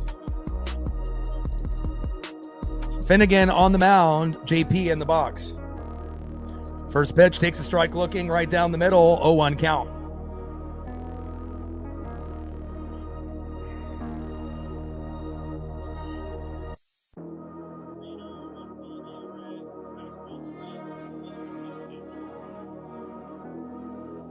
And JP hits it deep, center field, all the way back to the wall, but in the warning track, and it stays in play.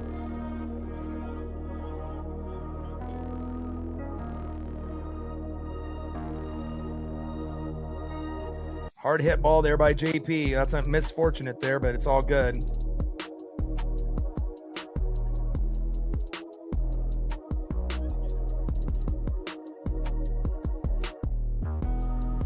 Kyle Finnegan in for the Tigers. Next up is Randy Arozarena.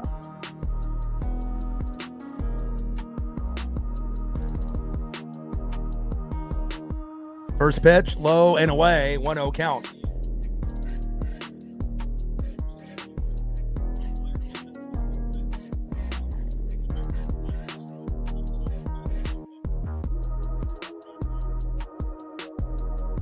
Pitch.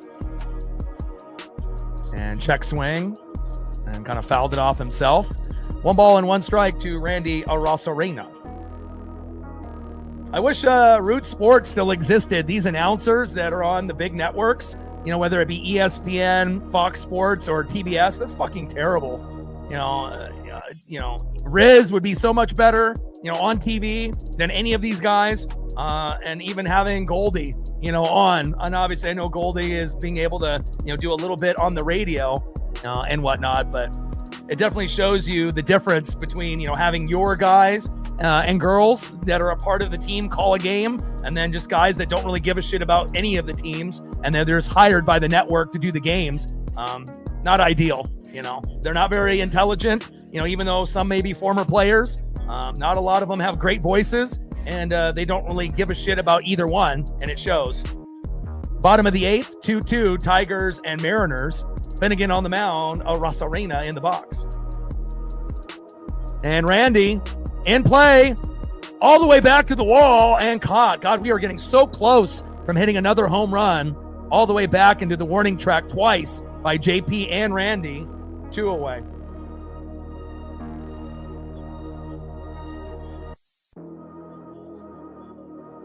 Next up is the big dumper, Cal Raleigh. Let's go, Cal.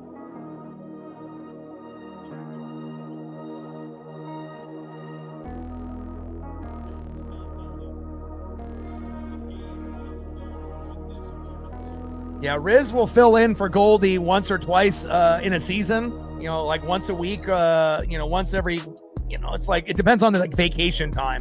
And sometimes it'll be like a series or two that Riz will be on TV. But now, since we don't have Root Sports anymore, hopefully the MLB Mariners TV will still be somewhat good. 0-1 pitch. And Cal hits it in the gap. Here we go. And we're great with 2 outs. Nice job by Cal Raleigh. Great for him to be able to show up today. But again, we need someone besides Cal to get the job done. And who could that possibly be that can get the job done? You already know who it is. Julio Rodriguez. Let's be the hero, baby. This can be the Julio Rodriguez game. Let's go.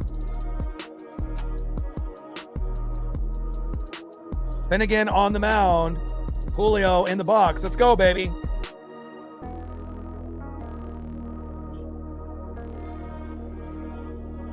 First pitch.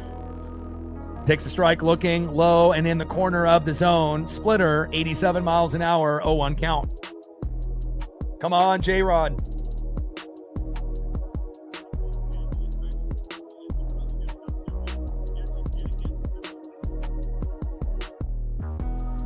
Oh, 1 pitch. And crushes that one towards third base, foul.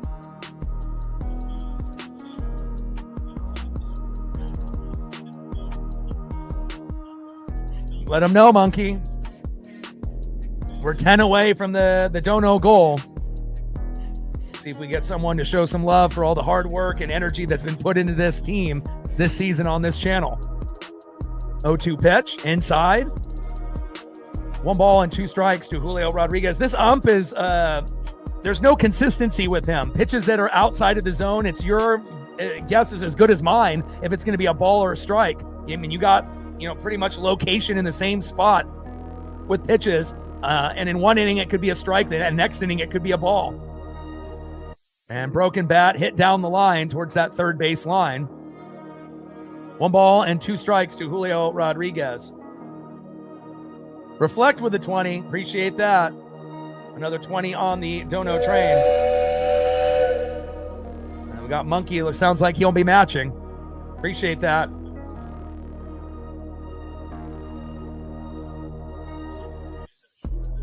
1-2 pitch. Good patience there by Julio. That would have been strike 3 at the beginning of the year. 2 balls and 2 strikes to Julio Rodriguez.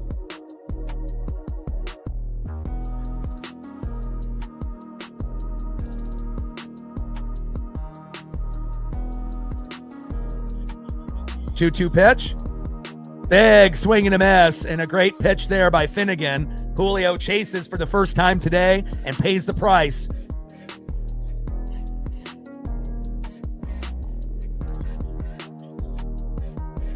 Stacks, racks with a little Cactus Jack. Bang, bang. Appreciate you. Another $20 on the Dono train.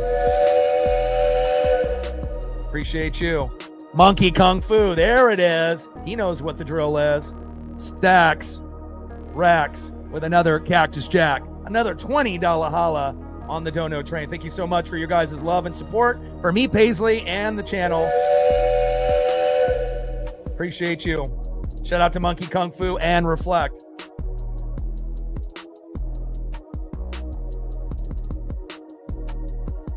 Let's see who's up next here in the top of the ninth for the Tigers.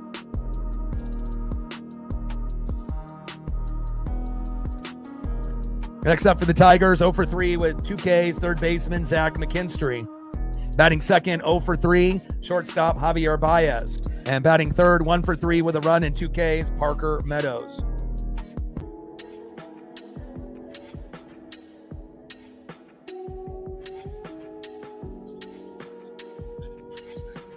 And Munoz is coming in.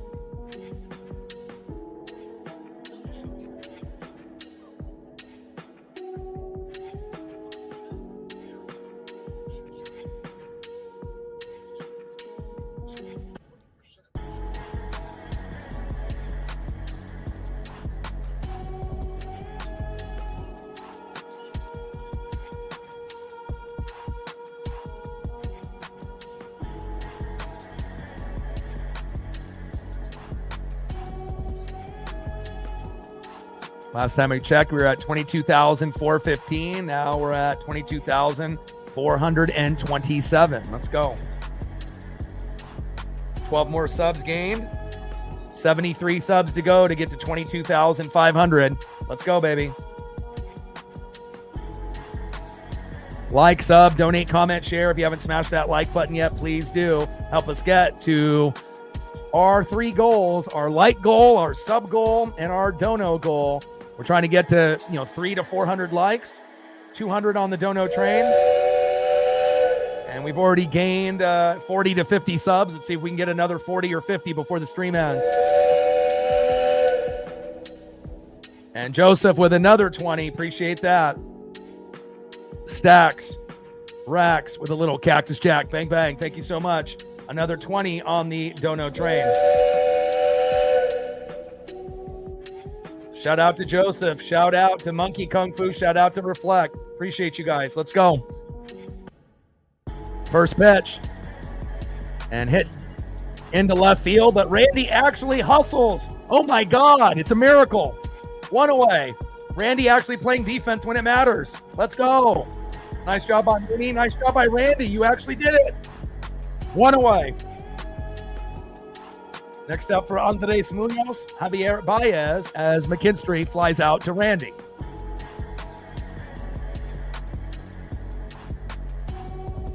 All right, we're at 150. We got 753 in the room. We should be at 200, a minimum by now, really 300. Don't be a hater like Amy Nutman. Support the brand. Pitch is low and away, 1-0 count. 1-0 pitch, big swing and a miss, low and away. 1 ball and 1 strike to Javi Baez.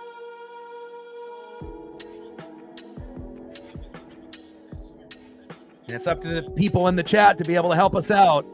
With only 150 and 765 in the room, we're way behind schedule. We should be at 200 or 300 by now, maybe even 4.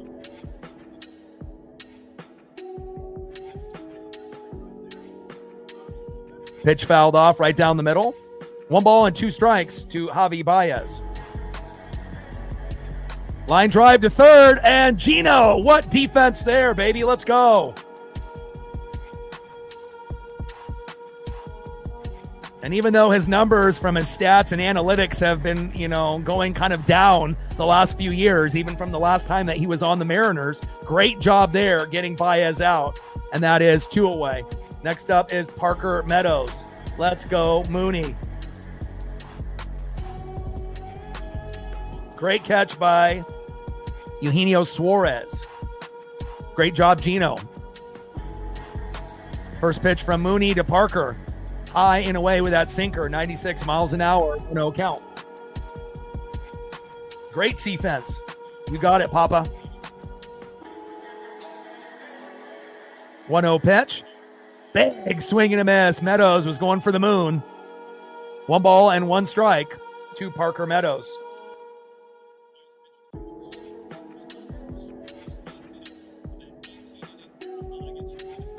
One pitch.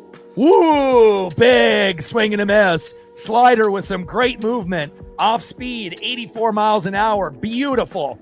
1 ball and 2 strikes with nobody on and 2 outs. 1 strike away from getting out of this particular top of the 9th, and hopefully we can get a game-winning run here in the bottom. Pitches low and into the dirt with that slider. 2 balls and 2 strikes from Mooney to Parker Meadows. Andres Munoz on the mound. Parker Meadows in the box.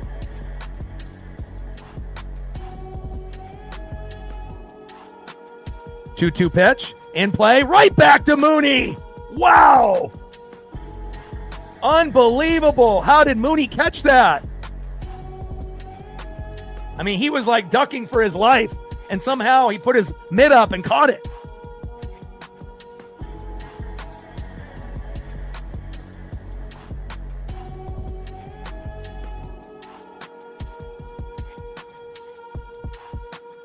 Time to walk off and win. What do you say? Let's go, baby. Time to win 3-2 or 4-2 in this inning. Let's get it done. Let's see who's up next. Next up, 0 for 2 with a base on ball and a baby on the way. What a better way to, greet your new baby after being the hero tonight, Josh Naylor. Batting second, 0 for 3, second baseman, Jorge Polanco. And batting third, 0 for 3 with a K, third baseman, Eugenio Suarez. And what do I always say? If you make a great defensive play in the prior inning, and then you end up being one of the first 3 guys up in the next inning, this could be the moment that Gino goes yard or gets that game-winning RBI. Let's see if it ends up happening here tonight. Trident's up. Let's go, M's. Seize the moment.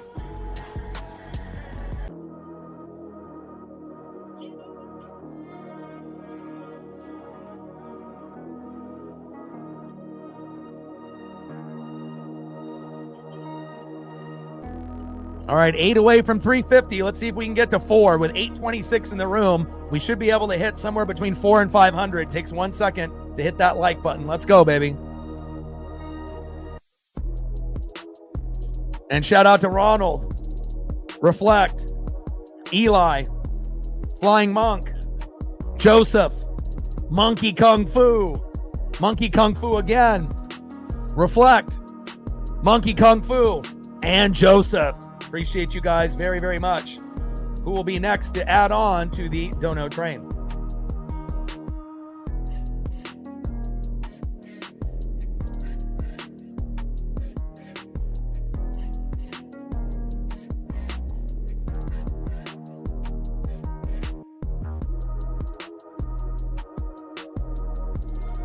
Let's go, Nails. You know what time it is, baby.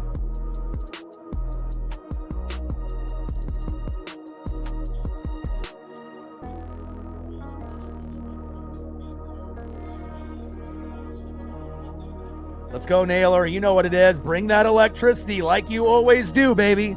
Baby on the way. You haven't been able to be a factor just yet. 0 for 2 with a walk. Let's make it happen.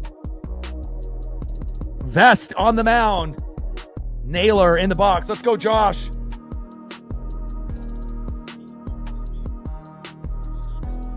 Yes. I will be doing a doubleheader tomorrow. Buccaneers and Seahawks at 1. And Naylor on the first pitch pops it up. Was hoping that he was going to work the count, and I guess that's out of the equation at that moment there. And that's one problem, with Seattle today. We haven't worked the count enough to find that perfect pitch. But we'll see if Polo will be the guy that does it. 1 away. Come on, Polo. On deck is Gino. Come on, Polo. We know we can win it with Polo or Gino. Let's go. Yeah, but I will be doing Bucs Seahawks at 1, and then we'll be doing game 2, Tigers and Mariners right after. I should have maybe, 30 minutes in between, which isn't a lot, but I've already made the thumbnail in advance for game 2, and I'll have to make the Seahawk and Buck one in the morning. 0-1 pitch, and Polo pops up. And Baez is there, and it's 2 away. And it's 1 time now for our hero, Eugenio Suarez, to hit a home run and win the game right now. You ended up making that great play at third base. And a lot of times when you make a great play at third, right, that momentum and that juice will carry over and you're at bat. And we know you strike out a lot, but this could be the moment that you can put the team on your shoulders and we can win 3-2 right here. Let's go, Gino. First pitch, low and at the knees. 1-0 count. Vest on the mound, Gino in the box. Come on, Gino.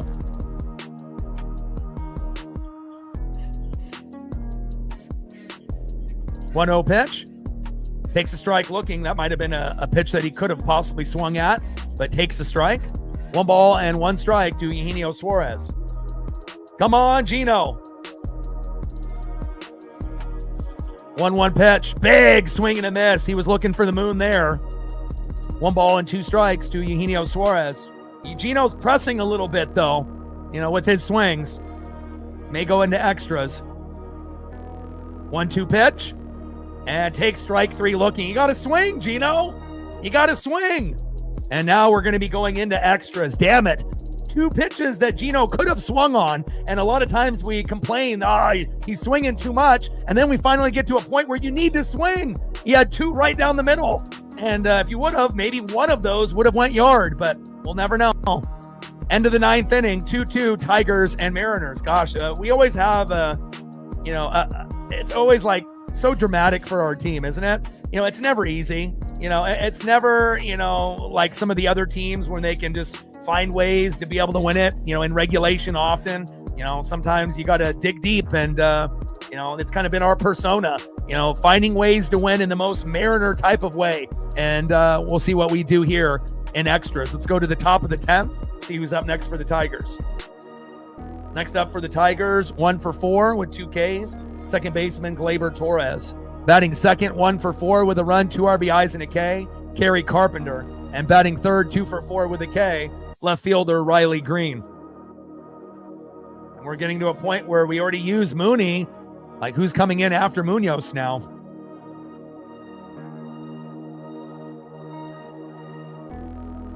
I mean, we had Bizzardo, Spire, Brash, and Mooney. We're running out of guys. I mean, who are we going to be looking at? Like a Luke Jackson? Like, what are we doing here? And I wish that Naylor would have worked the count. Same thing with Polo. But, hopefully we'll be able to find a way. Somehow, some way. We got to have somebody step up and win this game for us.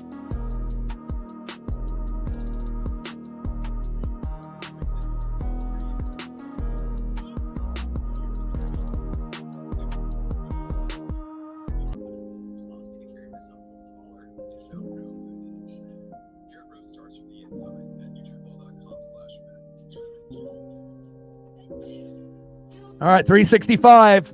Let's get to 400. We got 810 in the room. We should be at 400 or 500 by now. Let's go. Top of the 10th, 2-2, Tigers and Mariners. And, I'm not surprised that this is going to be one of the more entertaining series like Philadelphia and Los Angeles for the Phillies and Dodgers. Obviously with Toronto and the Yankees and Milwaukee and Chicago, those seem a little lopsided. But you're going to definitely get the real deal Holyfield with the Phillies and Dodgers, and especially here with the Tigers and Mariners. Mooney is still out there. First pitch is low and away, 1-0 count. 1-0 pitch, takes a strike looking inside on the line. 1 ball and 1 strike to Gleyber Torres. Come on, Mooney. And a hard hit ball to Randy. Wow. Unbelievable. Randy actually hustling and playing D. Someone let me know what is going on. 1 away. Great job, Randy. I mean, normally that's a double or triple. Next up is Kerry Carpenter. Great to see Randy's defense has changed from the regular season with no effort, no hustle, and a lob into the infield. And now he's actually running and hustling and making good catches. Great job, Randy. First pitch, low and at the knees with the slider, 1-0 count. Mooney on the mound, Kerry Carpenter in the box. 1 for 4 with a 2-run jack earlier in the game to give us the 2-1 lead. 1-0 pitch, takes a strike looking in the exact same spot the other pitch was. Same spot, same speed, same fucking location. 84, 85 miles an hour. I mean, your guess is as good as mine what the fuck is a strike and what's a ball. I mean, this guy is all over the place, this ump. Same spot, calls one a ball. Next pitch, calls it a strike. Make it make sense. 1-1 pitch. High and away. 2 balls and 1 strike to Kerry Carpenter.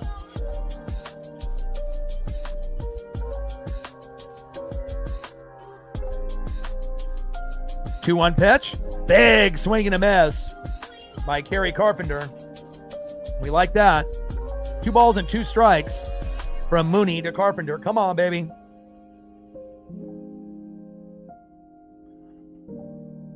Two pitch. Low and at the knees. Count now is full. 3 balls and 2 strikes from Munoz to Kerry Carpenter.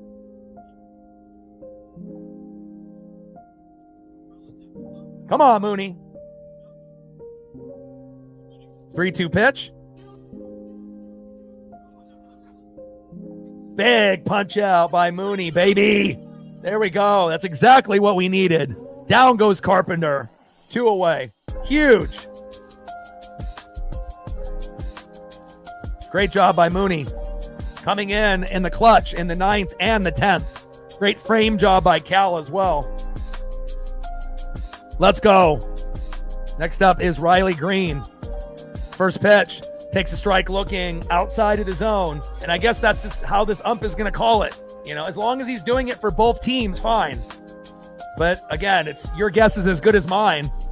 You know, everything is outside of the strike zone box. So, you know, is it a ball? Is it a strike? Who the fuck knows? Pitch is high and outside. 1 ball and 1 strike to Riley Green. 1-1 pitch. Low and into the dirt. 2 balls and 1 strike to Riley Green. Yeah, we definitely need some ABS. I mean, if we had ABS, all of these strikes would be balls, and we probably would have like 5 walks extra for, you know, both teams, you know, based on the actual, you know, location of the pitch. 2-1 pitch. High and away. 3 balls and 1 strike to Riley Green.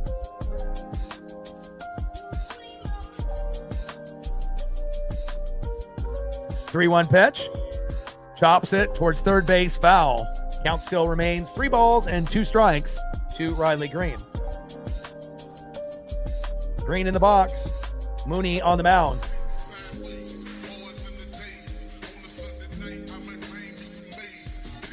3-2 pitch. Got him!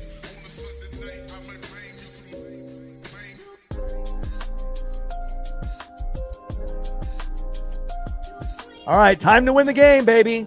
Let's go. Mooney pitching the 9th and the 10th. Time to win the game. Let's go. Next up, 0 for 3 with a K, Dominic Canzone. Come on, Dom.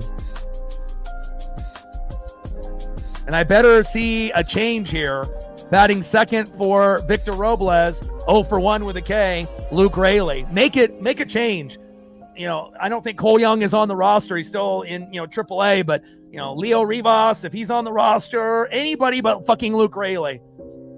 And then batting third, 0 for 3 with JP Crawford. So not really the most ideal, you know, guys, but what did I say at the beginning of the stream? You know, it may come down to the 7, 8, and 9 hole hitters to win the game for us. And lo and behold, we're in the fucking bottom of the 10th in the 7, 8, and 9. Now, I didn't think Luke Raley would be fucking playing today, but you never know. You know, sometimes a guy that sucked all year might end up being the hero. You know, we might get a Dom Bomb. We might get a Luke Nuke. And maybe JP will do JP things. Again, you know, we know Dom and JP have hit homers recently, you know, within the last few weeks. Luke feels like he hasn't hit one in months, but we'll see what happens here. Bottom of the 10th, 2-2, Tigers and Mariners. Let's go.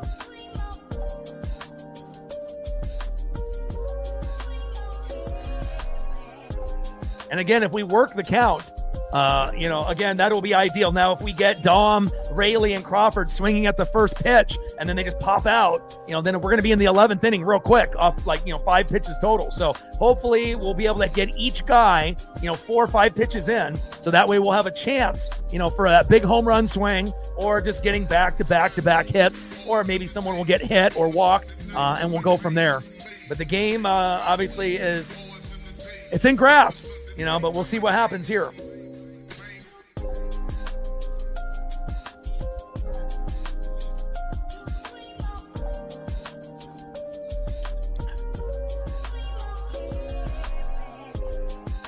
Let's go, Ams. Let's win this game.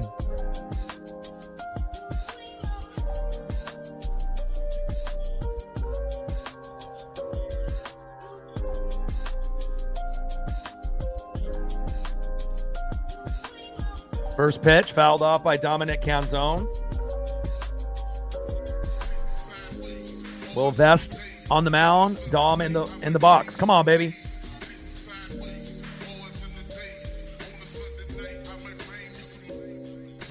0-1 pitch.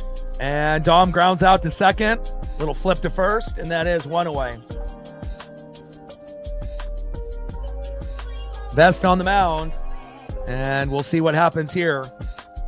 Is it Luke Raley, or are they going to put somebody else in that's more capable? They're going to go with Luke Raley. Wow.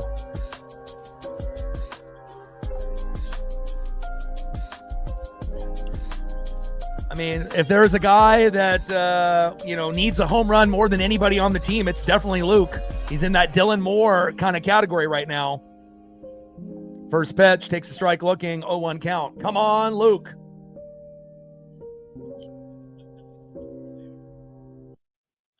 Come on, Luke. We need a nuke. 0-1 pitch.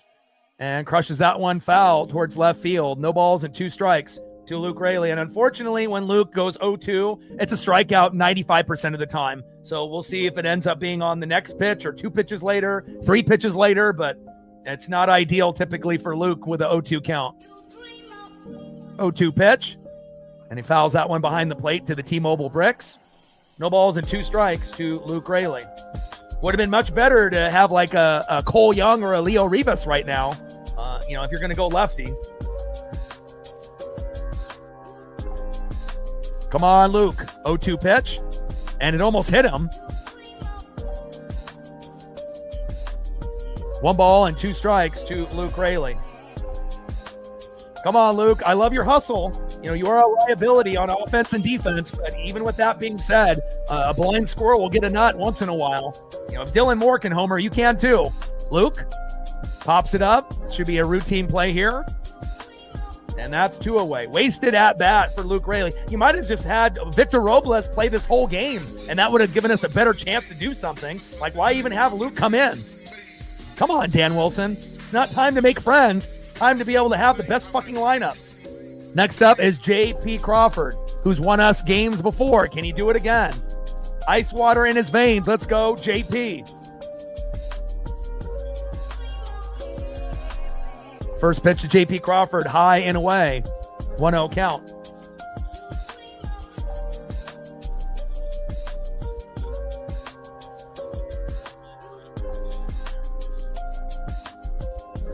One-0 pitch, fouls it off.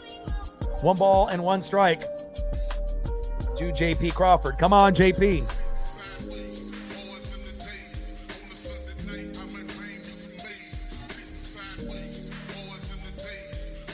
One pitch, high and away with a 4-seam fastball. Vest on the mound, ice water in his veins. J.P. Crawford in the box. Let's go, J.P. Bring that electricity, baby. Let's go. 2-1 pitch. J.P. fouls it off behind the plate towards the T-Mobile bricks and the Booking.com sign. 2 balls and 2 strikes from Vest to Crawford. Come on, JP.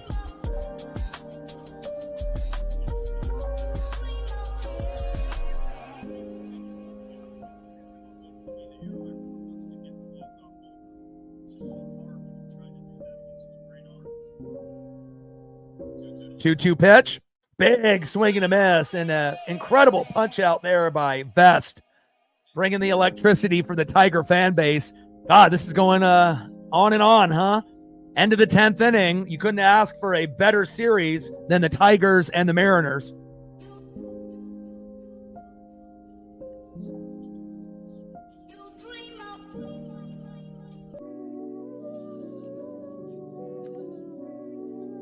Next up, 0 for 3 with a base on ball and a K in the top of the 11th. First baseman, Spencer Torkelson.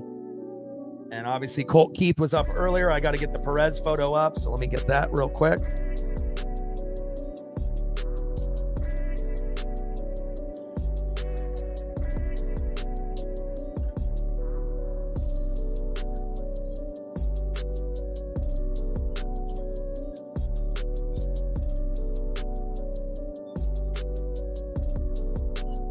It's okay, JP. Lots of pressure.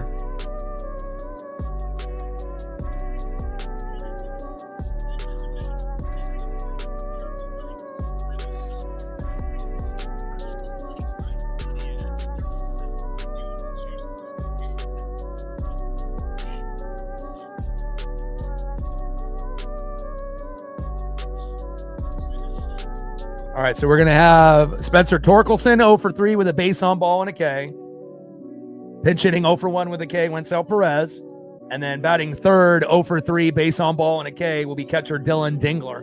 And as obviously everyone has noticed, no ghost runner at second in the playoffs. Otherwise, maybe the game would already be over at one point or another. So.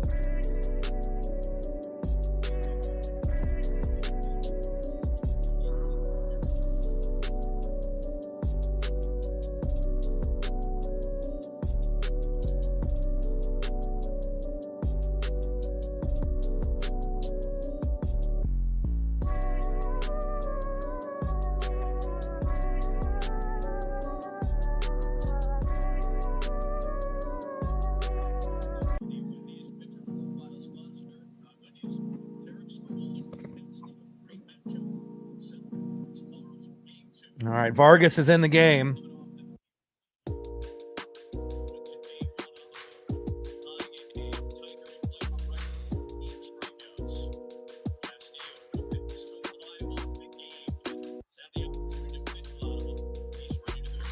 All right, come on, Carlos. Don't fuck this up.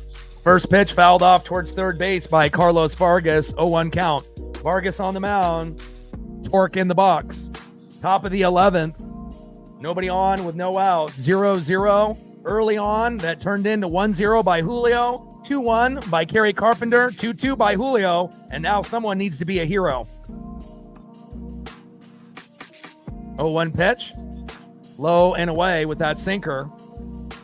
96 miles an hour by Carlos Vargas. 1 ball and 1 strike from Vargas to Spencer Torkelson.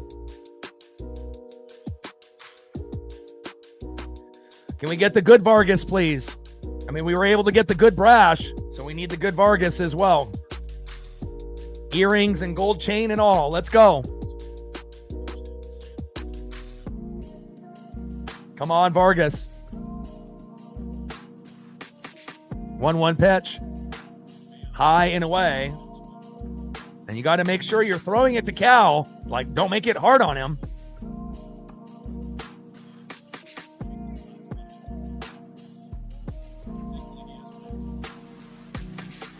Two-one pitch. Popped up.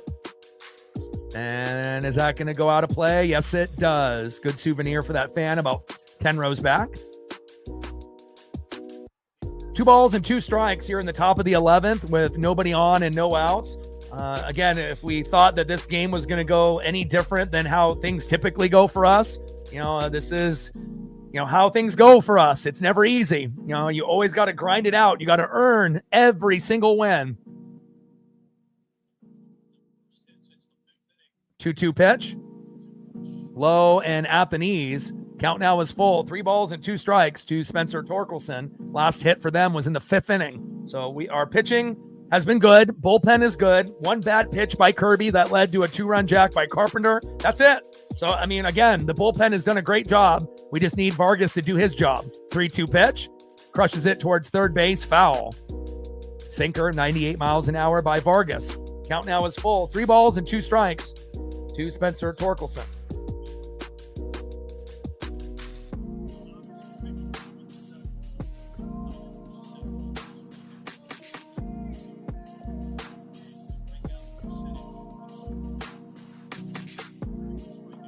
Three-two pitch, and high and inside, and that's a walk. Ay. Vargas, bad Vargas, bad Vargas.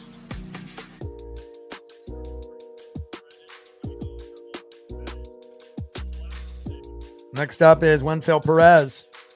We need a strikeout and a double play, or a double play and a strikeout. Please. Yeah, no automatic ghost runner at second in the playoffs.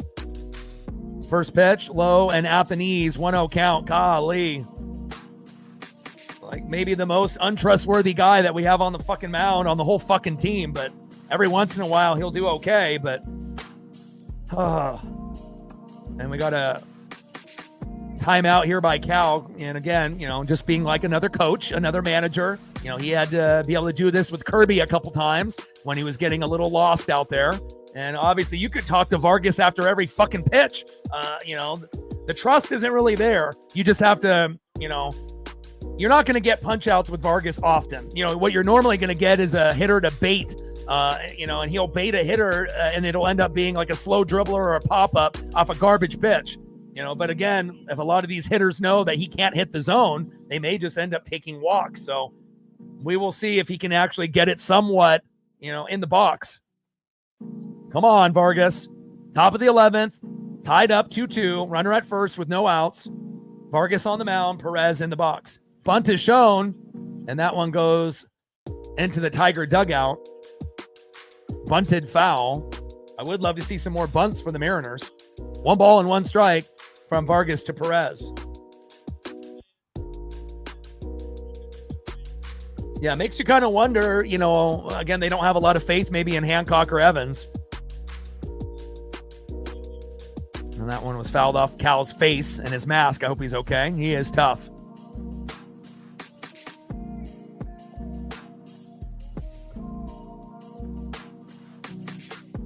Yeah, but for every fuck up, you know, Navis, you know, that Vargas has had as well as Brash, they've also had moments where they surprised us. And again, that's what we have to hope for. 1-2 pitch. Jesus Christ. And a wild pitch. Get his ass out of there. Christ. I mean, the guy can't even hit fucking Cal's mitt. I mean, Cal can only do fucking so much. Imagine if we had Garver back there. We'd be toast. Kind of pitch is that, Vargas? Christ.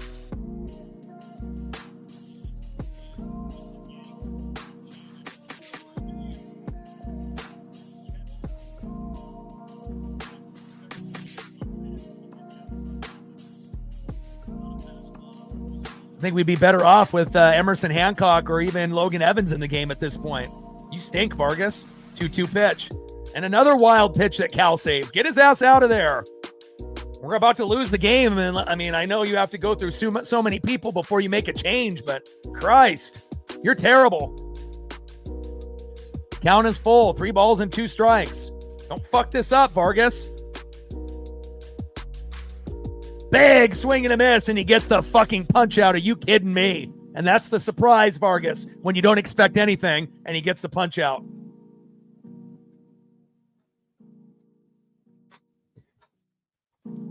There we go. It ain't fucking nerves. He just fucking stinks, period. Any Mariner fan will tell you the same. Next up is Dylan Dingler, and we need a slow dribbler right up the middle to J.P. Crawford, throw to Naylor, goodbye, out of this inning, and then we win the game 3-2 in the bottom of the 11th. Make it happen. First pitch takes a strike looking with the sinker, 0-1 count.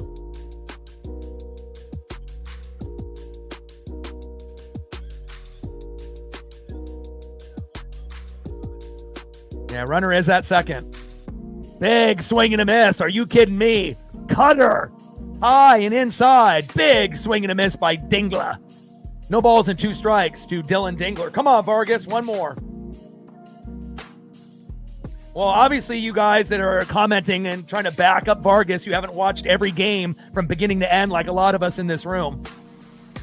Untrustworthy. Well, I mean, we'll be happy if he ends up getting it done, but if you had to choose one guy that would be more likely to fuck it up than anybody that's not named Matt Brash, it's him. And again, if you don't watch games on a regular basis, then, you know, there you go. 1-2 pitch from Vargas to Dingler. Big swing and a miss, and he does the job. Let's go.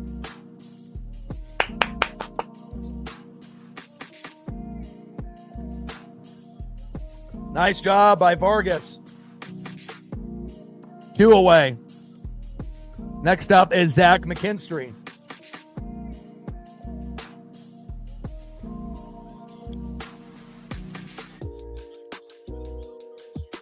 I mean, it's like defending Dylan Moore. I mean, it's like, it's cool to root for guys that are on the team, but enough is enough, you know, with certain players, you know, especially when you got guys that are better. Like, same thing with Luke Raley. Hit right up the middle. Oh, Jesus Christ. He's coming home. Fuck. And Torkelson scores. 3-2 Tigers. Fuck. You still believe that Vargas is good?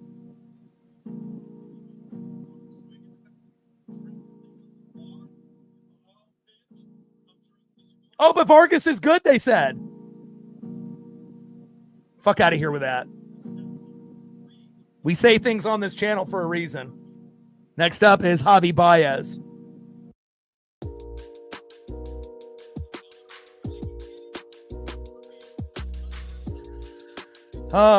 Nice job by McKinstry with that big RBI, but that's what happens when you have Vargas on the mound. Runner takes off. Cal throw to second. Safe. And McKinstry is safe at second.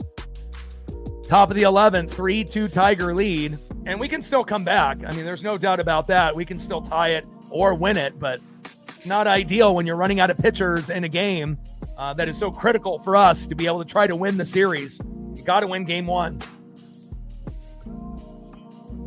Top of the 11th, runner at second, 3-2 Tiger lead. 1-0 pitch, big swing and a miss by Javi Baez.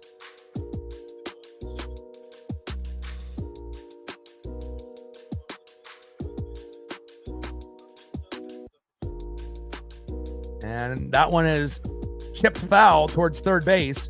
1 ball and 2 strikes to Javi Baez.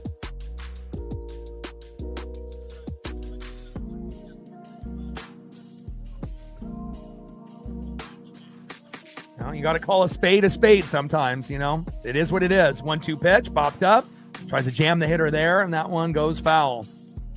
1 ball and 2 strikes from Vargas to Baez. You know, respect is earned, not given. You know, consistency is something that not every player can have. You know, every once in a while, a bad player can make a good play, but wish we had anybody but Vargas at this point. 1-2 pitch, popped up. Naylor is there, but out of play.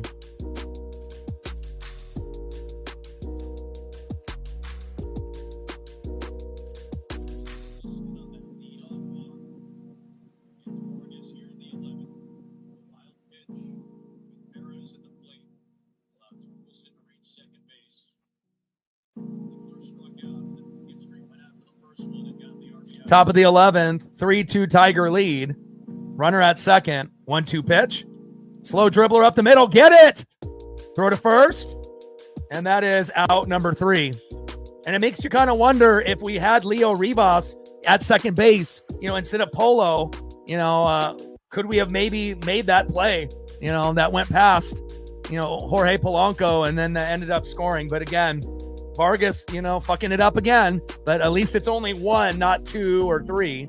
So, and again, if you're all the people are asking, oh, what about Bizardo? Well, these are the pitchers that we've already had play. Kirby for 5 innings, Ferguson, Bizardo, Spire, Brash, Munoz, and then they decided to bring in Vargas. But again, let's be honest, if we would have brought in Emerson Hancock or Logan Evans, the same thing could have happened. You know, it's not like those guys are very good in the pen either, even though those guys have started. So, but Vargas has blown a lot of games for us, but now we just have to pray that we can find a way. And I think we have a lineup that's good enough to hopefully tie this up or win the game here in the bottom of the 11th.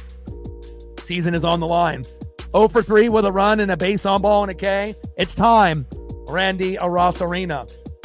Batting second, 3 for 4, but he doesn't have one of these. Can we get it right now, please? Big dumper, Cal Raleigh. And batting third, 2 for 4 with a run, 2 RBIs and a K, and a home run, Julio Rodriguez. We need heroes. And who's going to be that guy? Randy? Cal? Julio. You couldn't ask for a better 3 in the lineup.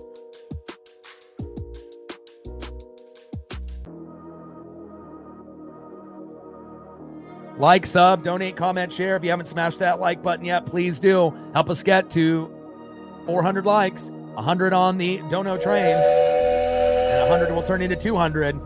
And then obviously we're looking for 50 to 100 subs. Let's go.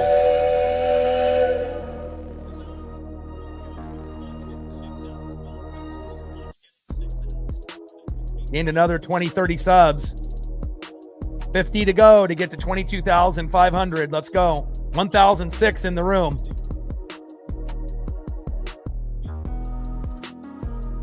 Cater Montero on the mound. Randy in the box. I smell a meltdown. Can we get it?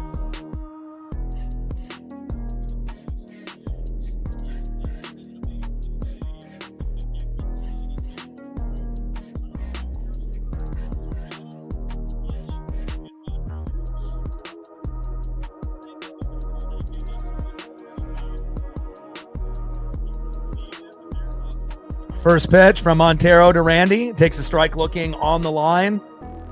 0-1 count. Cater Montero on the mound. Randy Arosarena in the box. Come on, Randy.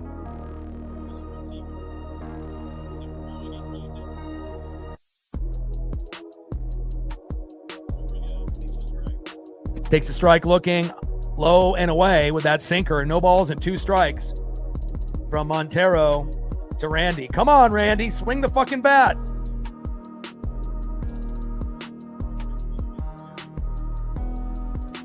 Oh-2 pitch. Good eye. Slider low and into the dirt. Low and away. 87 miles an hour by Montero. 1 ball and 2 strikes to Randy Arosarena.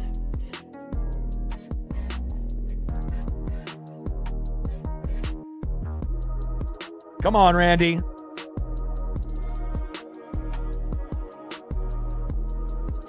One-two pitch. And fouls that one back into the ump there. 1 ball and 2 strikes to Randy Arosarena. Come on, baby.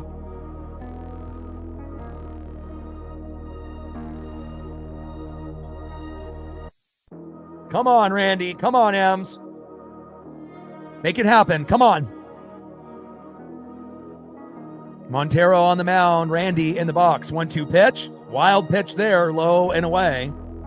2 balls and 2 strikes to Randy Arosarena. Come on, Randy.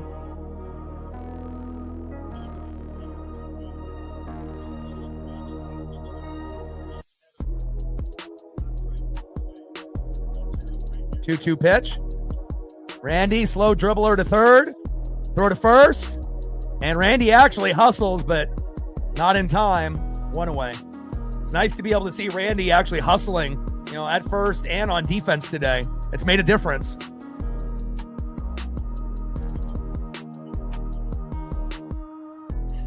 All right, next up, 3 for 4 with 3 singles. Big dumper, Cal Raleigh. On deck, Julio Rodriguez, and I think we wouldn't want it any other way. Our 2 best players on offense going back-to-back to give us a chance. Come on, Cal. Come on, Julio. First pitch from Montero to Cal. And Cal is out on the first fucking pitch. Cal! After going 3 for 4, what are you doing? And now we're down to our last potential out.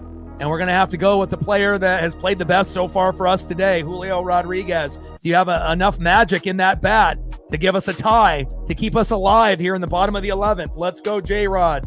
I know it's asking a hell of a lot. Come on, Julio.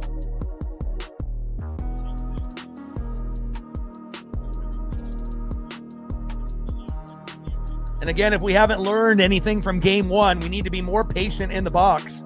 And we got Skubal on the mound tomorrow, but we do play him well. So Castillo's got to do his job. But again, we got to see if Julio can come up with some magic here.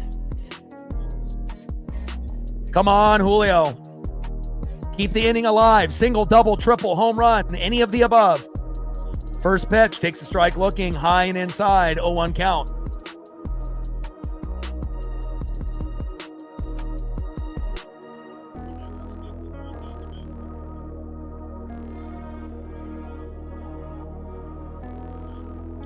Julio, base hit. There we go, baby.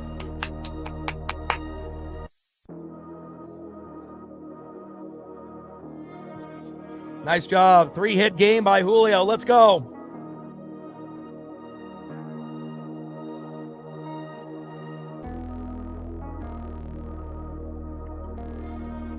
Next up, 0 for 3 with a base on ball and a baby on the way. I couldn't think of a better player to be able to win the game for us right here, right now. Josh Naylor. Let's go. Come on, Josh.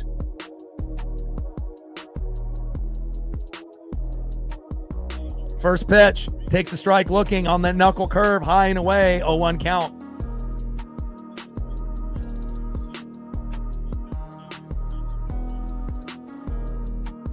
Come on, Nails. Come on, Big Grumper. Come on, baby. 0-1 pitch. Fouls that one off behind the plate. No balls and 2 strikes to Josh Naylor. Come on, Josh. Naylor in the box. Montero on the mound.